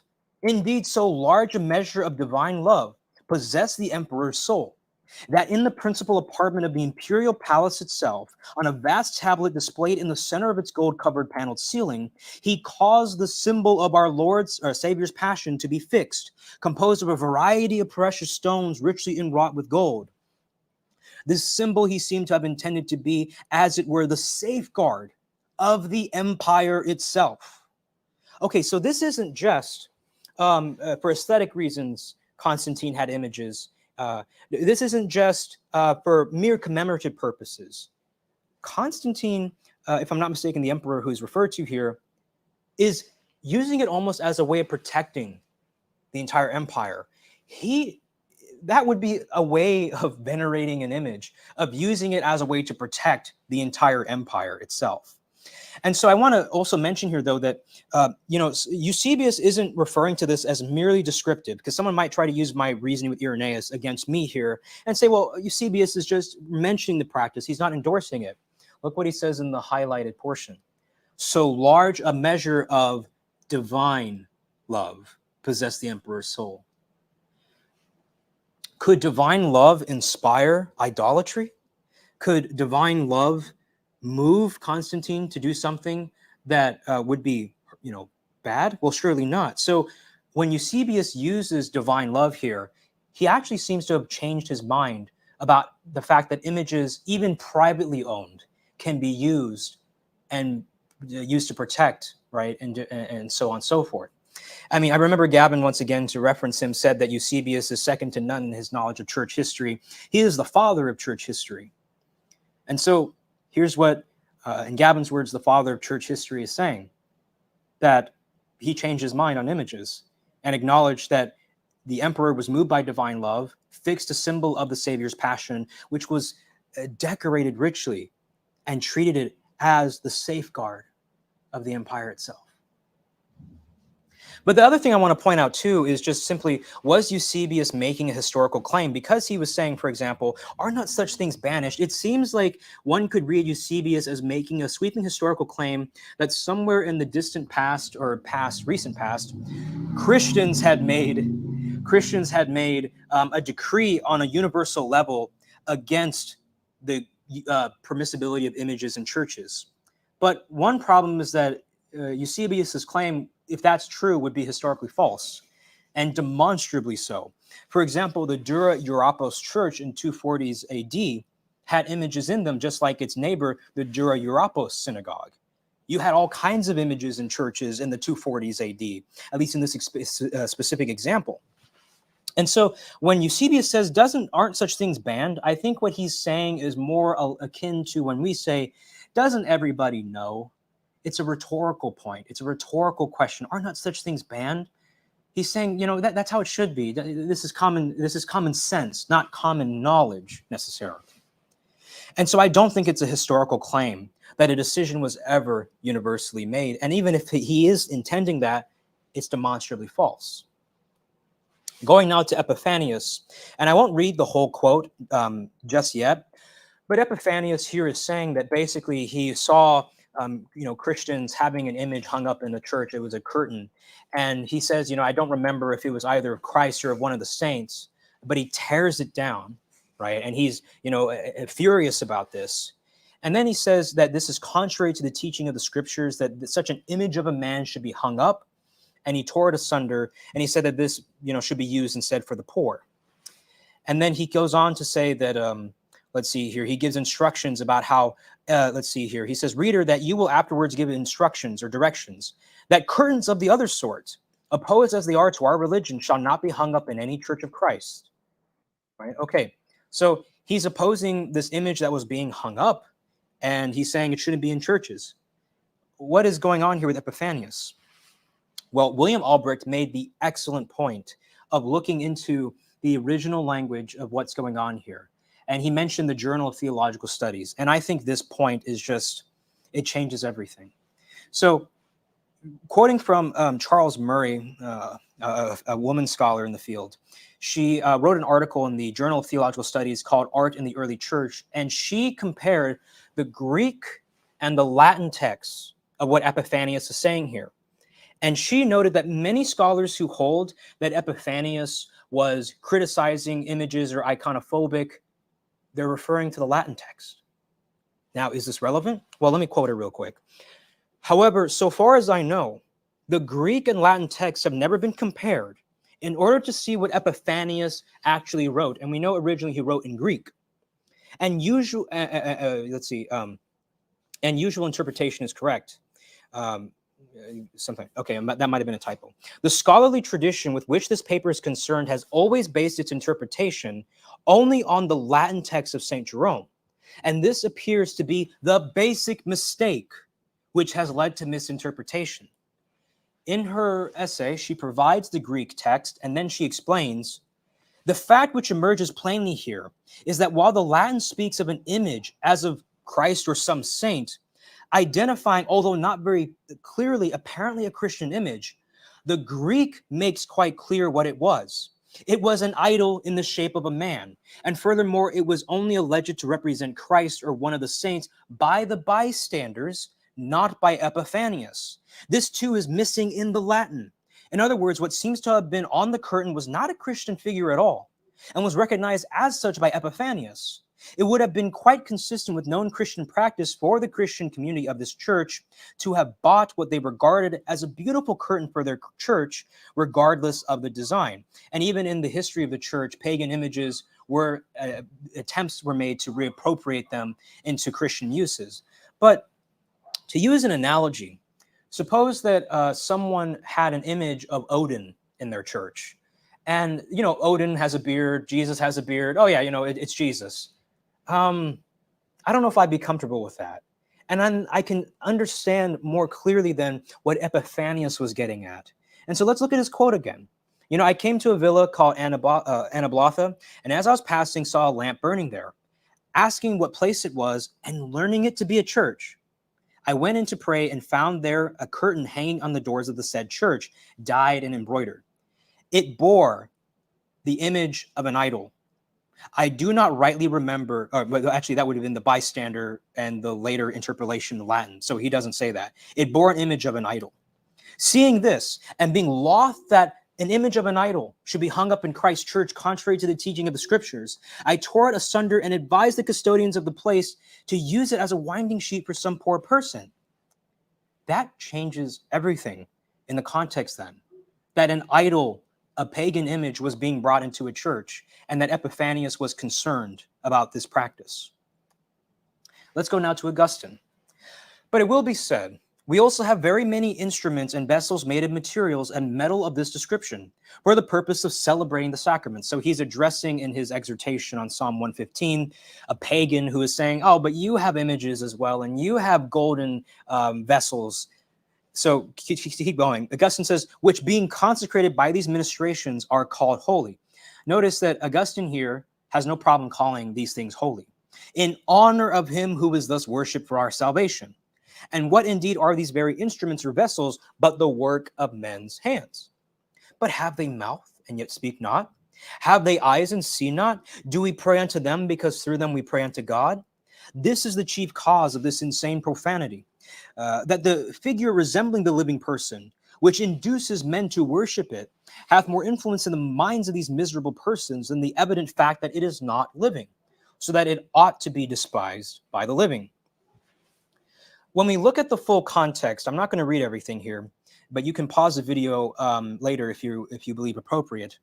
In paragraph 6, he kind of critiques how, explaining how the pagans view things, how they, consider these works themselves as deities, and worshiping them as such, they serve the creature more than the creator who is blessed forever.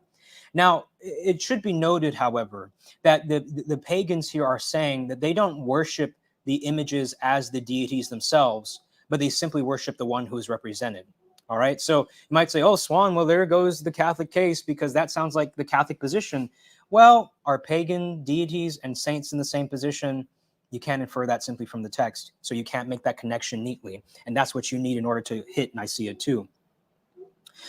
Similarly, then what Augustine seems to do is totally disregard, right, how the distinction that they've just made. So they don't say that the works themselves are the deities, But Augustine says near the end of paragraph 6, by considering these works themselves as deities. So what Augustine seems to be saying is that he just thinks it's a distinction without a difference. He doesn't care if the pagans make this distinction.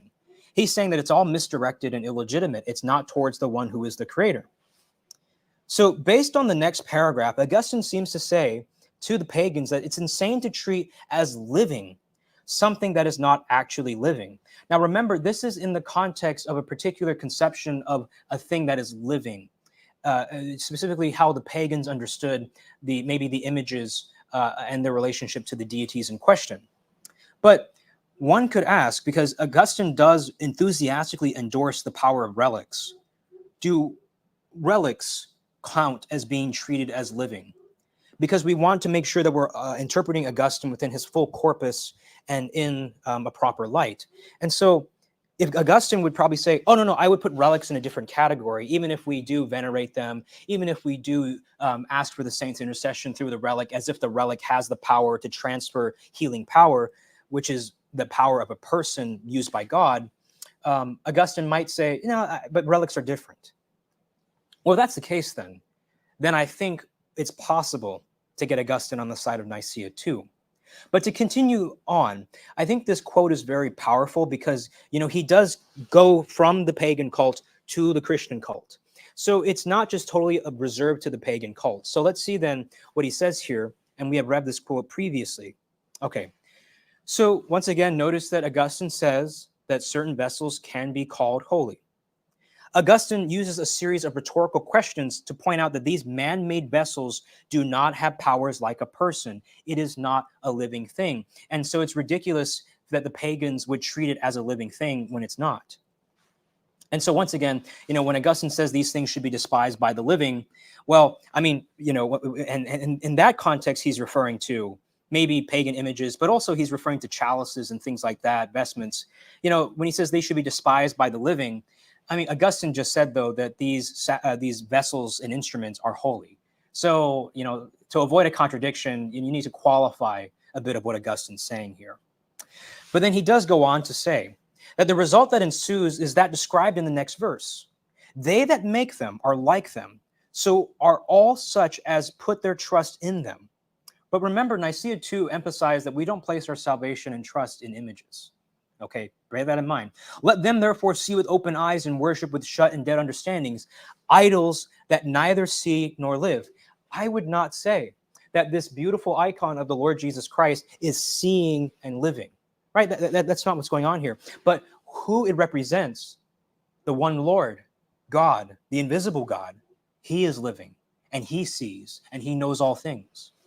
And so therefore, it's difficult to see if there is a neat bridge here from these images that he's describing to saints. And I don't think you can just simply assume that connection. And as I said before, as a Catholic, I would agree with a lot of what Augustine is saying. And in fact, Augustine in his other works does address the charge that pagan deities and saint veneration are the same thing. Look at William Horbury's essay, The Cult of Christ, page 446. So notice there that okay, we can actually disentangle here based on the corpus of Augustine that he doesn't make a one-for-one comparison and connection between pagan deities and the Christian saints. Moreover, we as Catholics treat an icon as if it were a living person to some extent because the one represented is living. The icon is not living, however, and so we would agree that that is a mistake, and so would Nicaea too.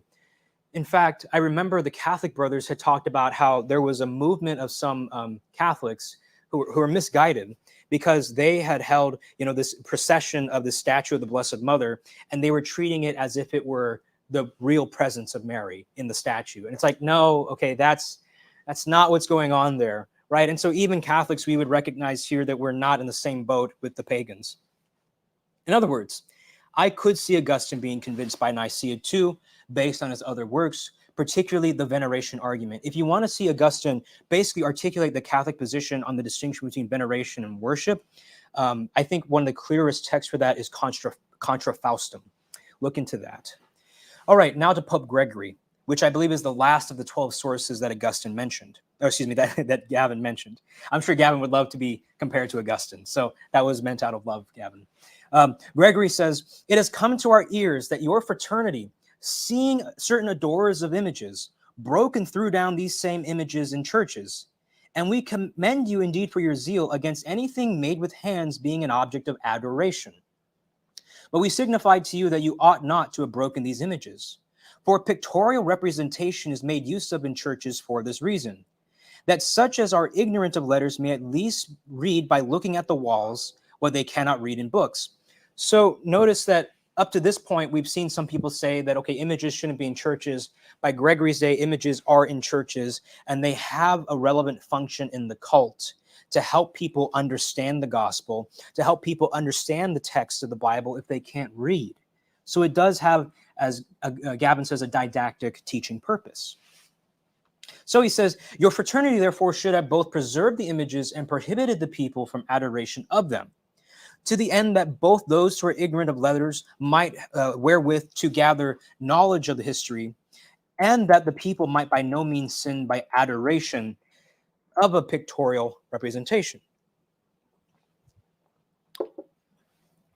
Now, William has done a great service in helping me look into other sources and writings of Pope Gregory. And it's interesting because in the Patrologia, there is a place in which it is mentioned of a circumstance where an image of the Blessed Mother, an icon of the Blessed Mother, and the crucifix was taken out of a church and placed inside of a synagogue.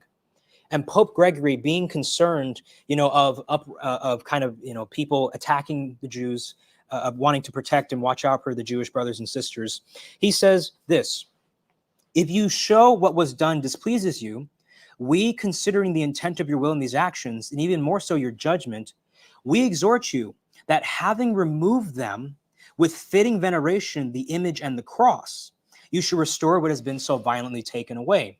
Another translation that I believe was endorsed by Father Christian Capps, and so I messaged William about this. He says here, another translation, considering the intent of your will in this matter, and more the judgment, we exhort these people that they remove that which is worthy of veneration, the image and the cross. Now, I want to be careful here because I don't want to read, all of 8th century veneration into this text. The fundamental basic point that we can both agree on as Protestants and Catholics interpreting this passage is Gregory is saying, though, that these images deserve a kind of honor. All right, and it's not maybe kissing and bowing, okay, sure. But he's saying, look, you go into the church, you take these images out and take them out with care. Take them out with veneration, with honor, because you wouldn't say this if the images weren't in some way precious to you. Right now, Gavin might say, oh, well, that's not Nicaea 2. Well, it could be within the spirit, if you will. Well, I don't want to, within the species of what Nicaea 2 is generally talking about when it refers to veneration, right? That you treat an image as not just some, disposable piece of plastic or wood or clay, but you treat it with honor, with a kind of respect. I think this is important then, because I think this shows us that maybe what was happening here in Gregory's account wasn't just treating the images with a fitting veneration, but actually maybe worship. And so there's something to be watching out for there. But I will admit here that, I just don't know, right, what Gregory would have thought if I presented Nicaea 2 to him. I know that triumphant in heaven, he would agree with the decisions of the Church of the Lord. But, I'll be honest and careful and charitable and just say I'll leave it open. And so the conclusion then of looking at Gavin's sources is the following. With Irenaeus, I said maybe we'll give it 50-50. All right. With Tertullian, he would oppose Nicaea 2. With Clement of Alexandria, with Felix, they're talking about the divine invisible nature, apples and oranges. With Origen, I said we don't know there. The Council of Elvira, it's inadmissible as evidence. Like Lactantius and Arnobius, right? Different context. Eusebius, because he kind of flip-flopped, I don't know what I would say if I presented Nicaea 2 to him. Maybe near the end of his life, he would have been more warm towards it, but let's not assume things if we don't have, the direct evidence for them in some way, at least here with the text. So once again, Eusebius, it's an open question. With Epiphanius, I think we've seen from the Greek text that he was just taken totally out of context. And this is not Gavin's fault, but just the Latin text could be better. Augustine, I think, could be convinced of Nicaea 2. And Gregory the Great, I'll just be, I'll give one to the Protestant side and maybe saying, he would need some convincing. but it wouldn't be like 75-25. I think it's 50-50. I don't know. But anyway, notice that when we look at it in this way, the presentation of sources that Gavin gave is not nearly as impressive. It's not nearly as troubling. It's not nearly as compelling as it would seem before. And I think once you include the proper context, so much of the evidence is just, well, we don't know based on the text what they would think, or it would be 50-50, or Augustine, I think, could actually be convinced of Nicaea too. So we could actually reverse some of the evidence here. My fundamental point is that I think we need to find a different construction of the development from the apostles to the council. I don't think Gavin's sources are really, let's say, the best for doing this. And also I should say too that development doesn't require just positive endorsements of the theology in question, but also, for example, when Augustine says that these images aren't living things themselves and shouldn't be treated as such as the pagans do. I mean, Nicaea too would recognize that boundary. And so in order to develop, you need maybe both positive endorsements and then also fathers who are helping set the boundaries between what's idolatry and what's proper image veneration. So even still, that would be relevant to the development of images, image veneration. All right, so here we go. Here I'm going to talk about the history of icon veneration from Second Temple Judaism, the Old Testament, and the Apostles. I'm going to put it all together at the end. So when we look at Second Temple Judaism, I'm going to look at Second Temple Jewish art, estates that were around the Herodian period, how Jews treated their deceased saints, and then even synagogues during the time of Christ. So in Second Temple Judaism, we know from the Bet Sharim necropolis that there's here, and this was used by Robin Jensen in her book, From Idols to Icons, that they have here an image in this kind of burial site, this necropolis, of two lions devouring a bull, and this is dated to the 3rd century BCE. So my point here is not, oh, okay, yeah, so they were bowing and kissing to images, the Jewish people. No. But the idea that like the Jewish people had no graven images, except in the temple. Well, no, they had images, and they used images even when they were commemorating the tombs of their dead loved ones. Similarly, when we look at the use of images in houses in the Second Temple period, in Jack Finnegan's classic work, The Archaeology of the New Testament, he mentions how in the Herodian period they have found houses with mosaics of birds. He says here, birds on a stylized architectural floral background, right? And he says here at the end, the excavators remark that the presumably wealthy residents of evidently allowed themselves to be lax in respect of the prohibition against graven images. But what if the prohibition against graven images was never that strict?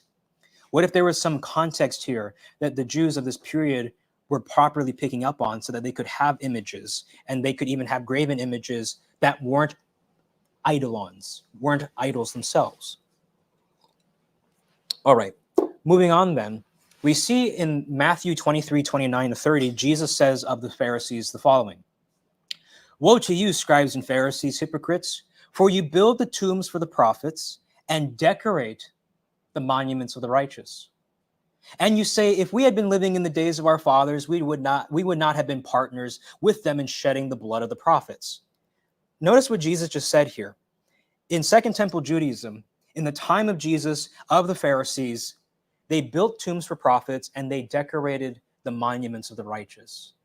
They used art to commemorate the righteous, to commemorate their saints. They used art. Now, to quote from W.D. Davies and Dale Allison's commentary on the Gospel of Matthew, volume 3, page 304, they say, quote, "Our sources tell us about several well-known tombs and elaborate monuments. For example, in 1 Maccabees 13:27-30, memorials built over tombs by Simon Maccabee for his family. Josephus in Antiquities mentions, monuments that were built. The tomb of David, which is mentioned in Acts 2:29. I think it's Peter speaking there, and he says that we know, basically that where the tomb of David is. That's alluding to this cult of venerating saints in Second Temple Judaism, venerating understood broadly here. And they have the grave sites. And similarly, as I mentioned with William Horbury's quote on how the ancient Jews would have festivals, readings of scripture, they would assemble around the tombs. This was part of the cult of saints. They did these sorts of things, building monuments, decorating the tombs. And you'll even see further veneration of the tombs themselves. And so even in the War of the Jews, he mentions tombs of fine marble and exquisite workmanship alleged to belong to Abraham and his kin. So in honor of the saints, they built these great tombs. And then even there's a scholar named Joachim Jeremias who talks about how there were an upsurge of tomb buildings during the Hellenistic period, the Second Temple Jewish times of the apostles. And I want to quote actually then the sources that are mentioned, like 1 Maccabees 13, 27 to 30. It says here that, and Simon built a monument over the tomb of his father and his brothers. He made it high so that it might be seen with polished stone at the front and back. He also erected 7 pyramids opposite one another for his father and mother and 4 brothers. For the pyramids he devised an elaborate setting, erecting about them great columns. And on the columns he put suits of armor for a permanent memorial. And beside the suits of armor he carved ships so that they could be seen by all who sail the sea. This is the tomb that he built in Modane. It remains to this day. That's incredible. Further on, going to Josephus in the War of the Jews, he says, they further relate that it was there that Abraham, the progenitor of the Jews, took up his abode after his migration from Mesopotamia, and from there that his posterity went down into Egypt. Their tombs are shown in this little town to this day of really fine marble and of exquisite workmanship. Okay, so, you know, the use of art and images in some sense was there, even carving ships to commemorate those who have been deceased. And then similarly here in Ayel Regev's recent work, scholarly work, or excuse me, this might be her article or his article from in the 2006, Ancient Jewish Style, Why Were Ossuaries and Southern Oil Lamps Decorated? He writes, quote, note that burial in ossuaries in general was widespread in the Herodian period. Remember, that is between 37 BCE and 73 CE. And a few thousand ossuaries are recorded. The various degrees of quality and aesthetics of the ossuaries, carving and decoration, may indeed reflect some degree of social status. However, expensive mortuary practices do not necessarily represent actual social status. He quotes a scholar who has shown that a deceased person may have frequently been buried as a distinguished person, although they were just a commoner in life. Furthermore, the decorations on the ossuaries belonging to members of high priestly and noble families are not outstanding in comparison to many others. And then he quotes some specific examples. For example, the Caiaphas ossuary, which probably is more just Joseph, son of Caiapha. It says that it had the most complex and rich variation on the theme of the rosette, a kind of wheel-like depiction of a flower. But my point here then is that Jews, when they were burying their loved ones and even commemorating their saints, they brought out exquisite art and workmanship in order to remember them. And then they would assemble at the tombs. This was part of the cult of saints. So in the one sense, you could say then that art did have a cultic use. What cult was it? The cult of the saints in ancient Judaism. Similarly, R.T. France, in his commentary on Matthew, he says, the veneration of tombs, of holy people and martyrs, these tombs that were decorated and exquisite and decked with jewels and maybe other carvings, is a feature of Jewish as of many other cultures. Lives of the Prophets, probably written in the 1st century AD, makes a point of mentioning where each of the prophets was buried, except, of course, Elijah, and indulges in detailed description of some of their times. He then says in a footnote, Josephus speaks of the visiting of the tombs of the patriarchs in Hebron and of their significance. In Antiquities, he speaks of a very expensive white marble monument erected by Herod, who would have been identified as a Jew, at the entrance to David's tomb, though in this case the motive was guilt rather than piety. See also Antiquities for further or earlier Jewish practice, and he quotes here 1 Maccabees. And then he quotes Joachim Jeremias, whose work is only in German at the moment, where he summarizes his study, and I'm not going to try to pronounce the German, where he speaks of a tomb renaissance, which flourished at the time of Jesus. So during the time of Jesus, during the time of the apostles, there was this cult of the veneration of saints, and the tombs are mentioned, and the tombs would have been decorated. They would have been venerated, the tombs of the prophets, of the holy people and martyrs. I mean, even in Matthew's gospel, it mentions how after the resurrection of Jesus, other prophets and holy men and women were resurrected and appeared in the city. The tombs were opened. So the gospels, if you read them in their Jewish context, they are aware of this tomb veneration cult, if you will, of the saints. Similarly, Cassius Dio, writing his Roman history, describing, I think, the aftermath of the Bar Kokhba revolt in 135 AD, he says, thus nearly the whole of Judea was made desolate. This is going into the 2nd century, a result of which the people had forewarning before the war. For the tomb of Solomon, which the Jews regard as an object of veneration, fell to pieces of itself and collapsed, and many wolves and hyenas rushed howling into their cities. Notice what it's saying here. In the 2nd century, the Jews were venerating the tomb of Solomon as an object of veneration. And I would even say further, I mean, obviously, what the veneration exactly was, we don't know. At least some type of decoration, assembly, right, in that cult of the veneration of saints, of their saints. But still, this is significant, because if the Jews are doing this in the 2nd century, it's not a far stretch to think that Christians would see their Jewish brothers and say, oh, well, they wouldn't, let's say, be so far off from their Jewish brothers and sisters in this regard. To move on then to a synagogue during the time of Jesus, this is probably where, well, we don't know for certain, but maybe because this is located in Magdala, that this might be where Mary Magdalene went as a young girl to synagogue.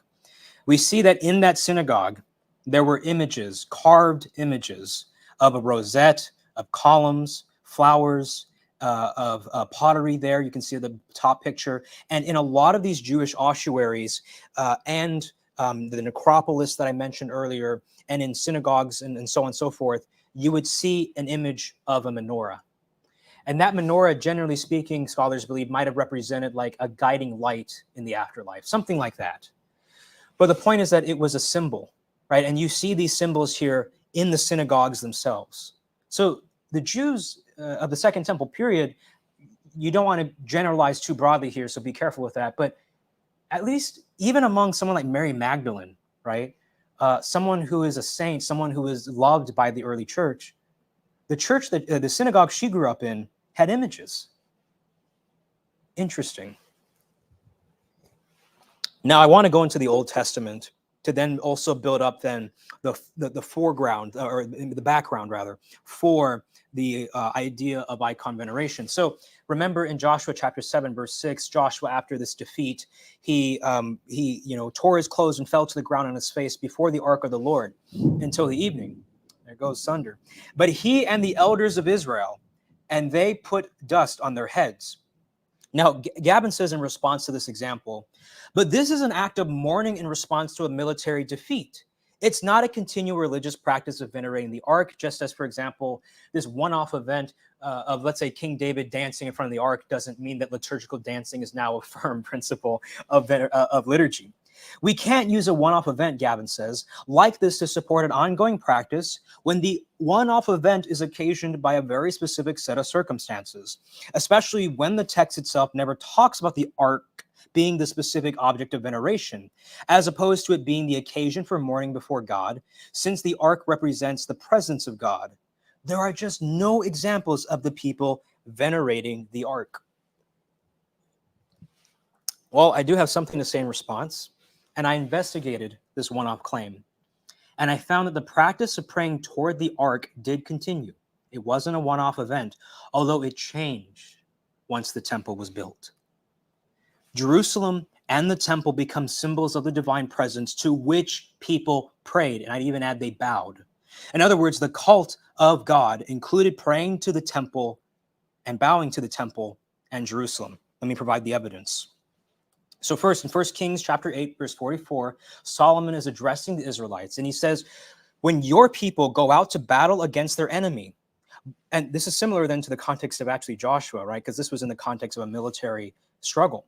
By whatever way you send them, and they pray to the Lord toward the city which you have chosen, and the house which I have built for your name. I think this is an allusion in some way to Joshua, right? Because Joshua, after this defeat, he, prays before the ark. And then Solomon's saying, yes, and when we go into battle, God, your people, they can pray towards the city and towards the house that I have built for your name. In verse 48, he says, if they return to you with all their heart and with all their soul in the land of their enemies who have taken them captive and pray to you toward their land, which you have given to their fathers. Okay, notice it's, and pray to you, right? The city which you have chosen and the house which I have built for your name. The temple was an object that was prayed to. Similarly, in 2 Chronicles 6:34, it says, when your people go out to battle against their enemies, by whatever way you send them, and they pray to you towards this city, which you have chosen, and the house which I have built for your name. Now, somebody might say, but Suan, this is praying to God. It's not praying to the temple. Well, I mean, the text says that you are praying to God by praying to the temple, which is interesting then. But still, this is, I think, getting the ball going. In Daniel chapter 6, verse 10, we see similarly that Daniel prayed facing the east. And in fact, even into rabbinic Judaism, this practice known as Mizrah, of praying to the east, of remembering Jerusalem, of praying to the temple, that had continued. And even I think Michael has mentioned how the apostles, probably as pious Jews, would have prayed facing east towards the temple as well. In Psalm 5:7-8, it says, but I, through the abundance of your steadfast love, will enter your house. I will bow down toward your holy temple in awe of you. Lead me, O Lord, in your righteousness because of my enemies. Make your way straight before me. The temple was prayed to and bowed toward in awe of God, in honor of God. And so remember once again that when we think about the temple, this temple, this house for God that was built by King Solomon, he received the designs from David and then he instituted them. This temple that was made by human hands, that was made and filled with images inside of them. You would see Jews praying and bowing to that temple. Surely that's something.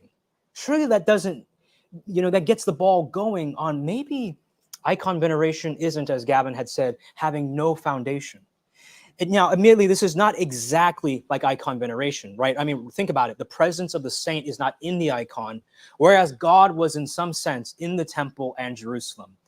This isn't a controversial point among Old Testament scholars. Somehow on the mercy seat, God dwelled, in the Ark of the Covenant between the two cherubim, right?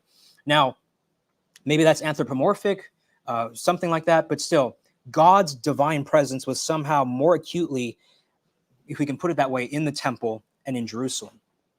However, it is like icon veneration in that the cultic action of bowing and praying towards a man-made artifact is being regularly done. That is the temple or Jerusalem more broadly. Now, the temple is not the end in itself. Ultimately, it's to God that the prayer and the awe and the honor to the temple is being directed. Veneration principle. But it does become a representation of the divine presence. It becomes glued in Jewish memory. The temple is the symbol of the divine presence, of God's favor towards us. Similarly, an icon is not the end in itself, but a representation of the saint. So you could say that we pray toward the icon, we bow toward the icon, but it's to the saint and ultimately to God. Just as with the Old Testament Israelites, they bowed and prayed to the temple, but it was ultimately towards God. And so my point here is that simply, this is starting to get dangerously close to Nicaea too. I think there's something here that's going on. I'm sure for me as a Protestant, if I read this and saw this, I would have been amazed. They were bowing and praying to the temple, but I thought the Jews would, never do something like that. I thought they were opposed to, they had images because they were allowed to, but they wouldn't bow and pray to the temple. They did. And so let's explore this phenomenon a bit further. How do we get to this point in Israelite history where people are regularly praying and bowing to man-made objects that house the divine presence? Well, in the Old Testament, the boundary between the divine and creation began to narrow as the Israelites made it out of Egypt into the Promised Land, and then finally you have the institution of the Davidic monarchy. When the barrier, the boundary between the divine and creation began to narrow, this had consequences for the cult of God and the Israelite monarchy. So let me give the biblical history of this to illustrate my point. In Deuteronomy 17:14-20, Moses prophesies that the Israelites will have a king or have kings, and he gives instructions. Okay, so from the very beginning, Moses knew that the monarchy that is to come, that is part of the plan of God, that is part of the involving or unfolding history of God's plan. Now look at this. In 1 Chronicles 29:20, it says this, "Then David said to all the assembly, 'Now bless the Lord your God.' And all the assembly blessed the Lord, the God of their fathers, and bowed down and paid homage to the Lord and the king." Hold on. If I were a Protestant here, I'd be panicking because, and I'm not trying to be mean, but I'm trying to say here that in the same act of worshiping God, of bowing to God, they are bowing to King David as well. Sorry, that's getting too close, right? Well, I mean, doesn't that remind you of some objections that, when you bow to an image of, let's say, an icon, that's too close to bowing to how pagans bow to the images of their gods? But the thing is, the reason why it's legitimate is because God is uniting himself to creation. He's becoming closer to his people. And so because of that, because of the boundary between between the divine and creation is closing, that has consequences for the cult, that has consequences for the veneration of human beings. And I want to thank Brianna Elise Jenski for bringing this to my attention. But even further then, let's look at Psalm 45:1. "My heart is moved with a good theme. I address my verses to the king." And Old Testament scholars, for example, one of my professors at Harvard, Shia Cohen, he argues, yeah, the king here is the Israelite monarch. He says, "Your throne, God." Oh, is he talking about God in heaven? No, he's referring to the king as God, "is forever and ever. The scepter of your kingdom is a scepter of justice. You have loved righteousness and hated wickedness. Therefore, God," addressing the king, "your God has anointed you with the oil of joy above your companions." Notice here what's going on. The king is referred to as God, just as in the same act, the Israelites, when they bowed to God, they bowed to King David at the same time. What's going on here is that the gap between creation and the divine is closing. It does prefigure the incarnation and the coming of our Lord Jesus Christ. And so here, notice then that this has consequences for what can be done with images and ordinary things like human beings, like the king, or man-made things like the temple. We can start, as the divine presence gets closer to them, bowing and praying to them. And so even when you look at the Old Testament monarchy, I mean, just some archaeology here, at the top you see the seal of King Hezekiah. King Hezekiah, who is known for destroying Nehushtan, right, the bronze serpent, this supposedly maybe, I don't know, I don't want to say Gavin saying this, but some people might say a champion of iconoclasm or aniconism. His seal had the winged sun on it, which was a symbol that you see throughout the ancient Near East, of like omnipotence and power, and the Ankh on both sides. Similarly, the seal of Eliakim, my boy Eliakim, has two does on it, right? So you had images now outside of the temple before, right? I'll hold that off. But look, there were permissible images outside of the temple, even images that weren't directly divinely commissioned, but allowed. So what this shows to me then is that when the Davidic monarchy was finally instituted and God's temple was built and he was dwelling with his people, the boundary around images, that began to shift. Things began to change. And then you could start making your own images and having, things like this. And so I quote here from a scholar in his essay on the Second Commandment and the image in Judaism. But the point I'm making here of Joseph Gutman's argument is that the erection of the Solomonic temple marked the consolidation of a new phase in Jewish history, right? Things were changing, things were moving. Whereas before, it would be unthinkable to make these graven images, to do this sorts of thing. Now under Solomon, once God had found his king, once God had identified himself, and the cult of God and the cult of the Israelite monarch overlapped, things began to change. And so, once there was a secure kingdom and the cult could be protected by the king, when they weren't any longer in the desert and they could be potentially subject to all kinds of influences. But once Israel was secure, the cult changed. The cult developed. The cult moved now into praying and bowing towards the temple because it has the divine presence, unlike the golden calf. And in fact, I'd say probably that the the golden calf, I mean, aside from the problem of the fact that they treated it as if it were God himself, God was saying perhaps, no, you're going to get to be able to pray and bow towards a man-made artifact and thereby honor me, but this isn't how you do it. I think that's what's going on. And so remember in Exodus 25, outside the promised land or Mount Sinai, Moses could only make images that God expressly commanded. And then in Canaan, Joshua could pray before the ark without scandal. And then once we get to Jerusalem, David was allowed to design the temple himself and hand it to his son Solomon. And then the Israelites could then bow and pray towards the temple without scandal. Notice here how things are changing. There's a progression here. And so to illustrate this in a chart, as the heaven and earth were narrowing, we see in the beginning images only if God commands them, according to his exact instructions, right? He's very particular about what Moses can do, how he can build it. He's kind of holding Moses' hand, if you will. So now, okay, we can pray before the Ark of the Covenant. We can design the temple, right? Because God doesn't explicitly give the design of the temple. Rather, he allows David the freedom now to make and design a house for him, but with divine permission, divine commissioning. And then eventually, where does that move to? Bowing and praying towards the temple with images inside. Images are also allowed now outside of the temple by one's own design and without divine commission. The fence around images began to increase over time. What happens to the cult of images once God incarnate has conquered death?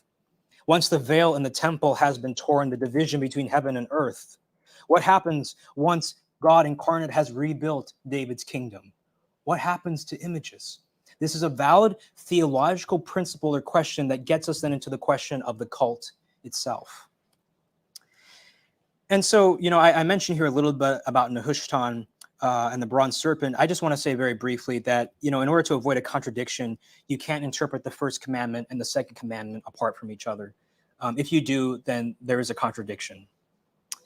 Let me continue then with the question, the apostles, how did they venerate icons?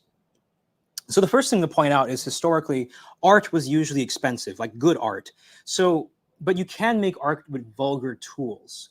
So, there's the possibility that they could still have had art, but maybe it wasn't like a grand monument like some of the Jews had built, like some of the pagans had for their own deities, right? Maybe the art was maybe not so well made. And if that's the case, then it would have disappeared over time due to erosion or just simply being lost to the historical record.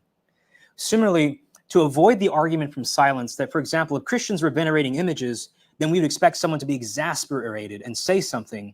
I would argue then that if we're going to do this historical reconstruction, the early Christian image veneration can't look too different from their surroundings, right? Now, somebody might say here, well, Suan, that's not positive evidence that they actually had images that they were venerating. And remember, venerating in this broad sense of even acknowledging that they had a sacred use or using in the cult of the saints and thereby having a cultic use. But the thing is, even people who defend the Exodus, Old Testament scholars, they will say that, well, it makes sense why we wouldn't have evidence of a movement of 1 to 3 million people in the Sinai desert, because maybe they had cheap materials, the clothing would have perished easily, there have been wars in the desert, things like that. My point similarly here then is I'm trying to make sense of, well, why don't we, let's say, have, if they were venerating images, right, then why don't we see like people, panicking? And it's probably because the apostles and the early church venerated images in a way that their Jewish brothers and sisters and their Gentile brothers and sisters wouldn't have been too surprised by. In other words, here are some scenarios that I want to actually give. The early Christians, I'm arguing, probably venerated and decorated the tombs and relics of their saints. These tomb decorations are perhaps the prototype of icons. The tomb was decorated or was venerated with decorations there. And as we saw on ossuaries and other sculptures, you could have the image of a menorah, birds, a rosette, something that represented the saint or the person who was deceased as part of the cult of the saint. Similarly, early Christians, I could imagine, mourned the deceased, holding on to relics or other visible reminders of them. Remember the example I gave of Leontius of Neapolis, if I'm saying that right, where he talked about how there are all kinds of different ways where you can venerate something, weeping, holding on to something. And I even would imagine that during Eucharistic celebrations in house churches, during the Thanksgiving sacrifice, during the liturgy, they were remembering these deceased loved ones, these saints like Stephen, and they held on to their relics, or maybe they held on to other visual reminders of them, like their cloak. Remember, it's a visible object that directs the eyes of the mind to the form, the saint themselves. And even in Tobit chapter 4, verse 17, it says, "Pour out your food and your wine on the grave of the righteous, but do not give it to sinners." So even there, the grave itself can be receiving certain things. And I could see this as being maybe part of the Eucharistic, maybe there's some Eucharistic imagery here that the early Christians would have picked up on. In 3, we see here the early Christians also reinterpret pagan images for Christian purposes, with some images like the Good Shepherd gaining widespread traction in the cult. And so, to quote from Laura Nasrallah in her book, Christian Responses to Roman Art and Architecture, she says, "It is also clear that Christians from the very start used commonly available images from the very start and applied their own meanings to them. According to Clement, the same Clement who talks about rotting away with your idols, a signet ring picturing a ship properly understood can be a Christian symbol." So in other words, why don't we see maybe early artifacts made by Christians? Because they were using, excuse me for the sound, they were using already the artifacts that they had from their surrounding culture. And I even want to mention here Matthew 22:21 and Mark 12:17, when Jesus took a pagan image, that is the coin of Caesar, well, there we go, and made a valid theological point out of it, right? Jesus said that whose image is on this coin? Render unto Caesar what belongs to Caesar, render unto God what belongs to God. Jesus took this pagan image and reversed it into making it a valid theological point. And I could see early Christians then, by inspiration from the Lord, following the example of the Lord, taking pagan images and reinterpreting them into the Christian cult. Now, what is a valid doctrinal development? To not get too specific into, people like, St. John Henry Newman and others, simply a teaching or principle whose truth value does not change, but its reception or understanding does. So, for example, with a doctrine like the Trinity was always there in the New Testament, but the understanding developed, right? That's how I would explain the development of the doctrine of the Trinity, as there was better kind of understanding of the divine nature, how to precisely put the categories together, that built up over time into eventually a more precise articulation of the doctrine that was always true. Now, as the Catholic Brothers pointed out, cultic development is distinct somewhat from doctrinal development in that cultic development follows from doctrinal development. So to give an example, with something like Eucharistic adoration, the underlying doctrine of Eucharistic adoration is transubstantiation, is the real presence of Christ in the Eucharist. And then in the cult, what we can do with that doctrine then is we can also adore and worship the Eucharist without fear, because it is, Jesus Christ himself. So notice that the underlying doctrine can justify later, let's say, developments in the cultic circle of having adoration there, of having the Eucharist being adored in a distinct way. In other words, the doctrine remained the same, but it was what changed over time was the external manifestation in the cult. But what you need is that doctrine, that principle that is unchanging. Because remember, when something changes, it doesn't radically rupture each time. When something changes, there is one stable substance, but let's say outward accidents begin to change and develop, but the substance is the same. And so I use, for the example, in my last presentation on icons and doctrinal development, the example of a Polaroid. And so let's look at these things. The arguments of Nicaea too. The incarnation of Christ was always true. And be that being the case, the incarnation was always, let's say, poised and ready to respond to Gnostic and pagan, and Platonic objections against the visible and material world. And moreover, art would have that valid purpose of reinforcing the reality of Christ's flesh. Because, for example, imagine if we held what Hyria said, and we, held that, okay, yeah, Jesus was incarnate, he is the incarnate Lord, but he's the invisible God, and we won't have any images depicting Jesus in his humanity. Wouldn't that cause problems? Because, we want to affirm that Jesus Christ was really human, but we make him invisible in our liturgy. There's a conflict there. So art has the purpose of reinforcing the reality of Christ's flesh. This has immediate cultic relevance and value. So similarly, then you could go from the doctrine and a valid statement on what should the cult reflect in that. So then, yes, of course, images of Christ then would have perfectly fine place in the liturgy. In terms of apostolicity, the authorization to create and use sacred art is of apostolic origin. And so I'd say this just simply gives the practice validity from the start, that not only that art can be sacred, but it is endorsed by the apostles. There's the argument from indefectible identity. But it's really, I think, the veneration argument that since image veneration is a valid extension of saint veneration, because both relics and icons direct the eyes of the mind to the form, to the saint, saints can be venerated through their images. I think this is when you combine 1, 2, and 4. I mean, I think 3 just seals the deal, but 1, 2, and 4, you get Nicaea 2. In other words, images were always used in the Christian cult, especially for saint veneration. Hence, they always had a cultic use. What changed over time were the specific cultic uses of images, but still in that cult of saints. In Exodus chapter 18, verse 7, Moses, he meets his father-in-law and he bows down and kisses him, and they're reconnecting. And I think there's this beautiful image here of how Moses venerating someone who is living, of honoring him, of loving him, of reconnecting with him. I mean, that's what we do in the liturgy as Catholics. When we enter into that chapel, when we enter into that sacred temple, and we enter into that space, we're reconnecting with the saints triumphant in heaven. We're reconnecting. We're entering into this sacred space that is taking us up to heaven. And so in a beautiful way then, when we kiss and bow to the images of the saints, we're doing what Moses did.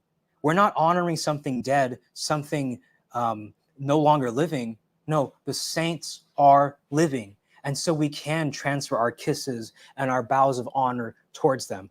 I think this is a biblical practice. And so when I now chart the more complete picture of icon veneration, I think ancient Israel set us up for venerating artifacts and persons who were close to God. And then in Second Temple Judaism and early Christianity, we see already the cult of saints, this idea of creating monuments, of doing liturgical practices, not just in the synagogue, but outside of the synagogue, in your daily life, right? The cult is not just what's going on in the synagogue, it's the community's life. It goes even beyond the synagogue to your everyday life, to the little devotions and practices you do. That's how wide the cult is. So there was art in the cult of saints, and hence there was always cultic use of art, even in the Second Temple and early Christian period. And then from there, using that veneration principle of Basil and Athanasius, you can then expand based on that doctrine of the validity of veneration of saints and the ability to use art to venerate them, the ways in which you venerate the icon to ultimately venerate the saint. So I want to say once again that this is what I think is the consistent principle. Art in the cult of saints, and hence there was always a cultic use of art. And then over time, what happens is the substance is there, that remains unchanging. And then the veneration principle gets us to ask, well, if we can bow and kiss living persons, and the saints are living persons, then can we bow and kiss the saints through the images? And the answer is yes. And so I responded to the 3 objections from Gavin Ortlund that I articulated earlier in the video. These are my responses. I didn't get to talk about the objection from the anathemas, but I think I want to say here that, I agree with Nicaea 2 that they got it right. Now, does that mean that the anathemas of Nicaea 2 automatically apply to Protestants today? I mean, the Catholic brothers and others have mentioned how you need to take things in their context. Surely if a Catholic were to say, I refuse to venerate the sacred images, that would be problematic. But for those who are, let's say, part of the church, but in a different way, right? Let's say they're members of the church by their baptism, but they aren't formal members. There is a difference that we can talk about there. But anyway, because church law, canon law, is part of the life of the church has the right to define these terms.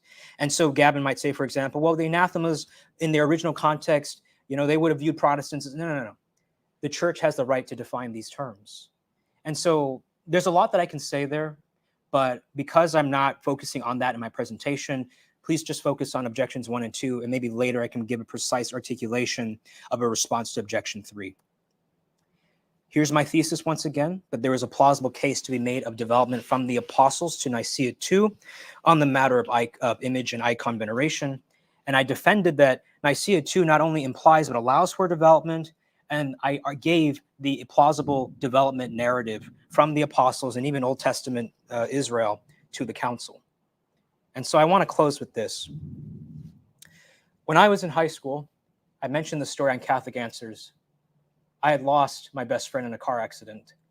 And I remember this was happening during exam week, and I held on to an image of my friend because it brought me consolation, it brought me comfort, it reminded me of him. It reminded me of the good times. We were in speech and debate together. And so, a lot of my public speaking abilities, he helped sharpen me in that way. And so in a sense, I always remember him whenever I speak.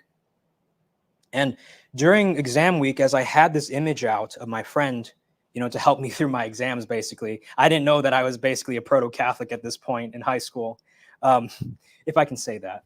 I looked over to one of my Hispanic friends, and he pulled out an image of Our Lady of Guadalupe as also a source of comfort and guidance for him. And for the first time in my life, I made, or at least looking back, at the time I didn't make the connection, but looking back, I see a connection there. That the image of the saint, the image of the saint, what we remember the saint as, we don't remember the saint as that corpse in the ground, that body that's wilting away, that relic that maybe keeps just a few pieces.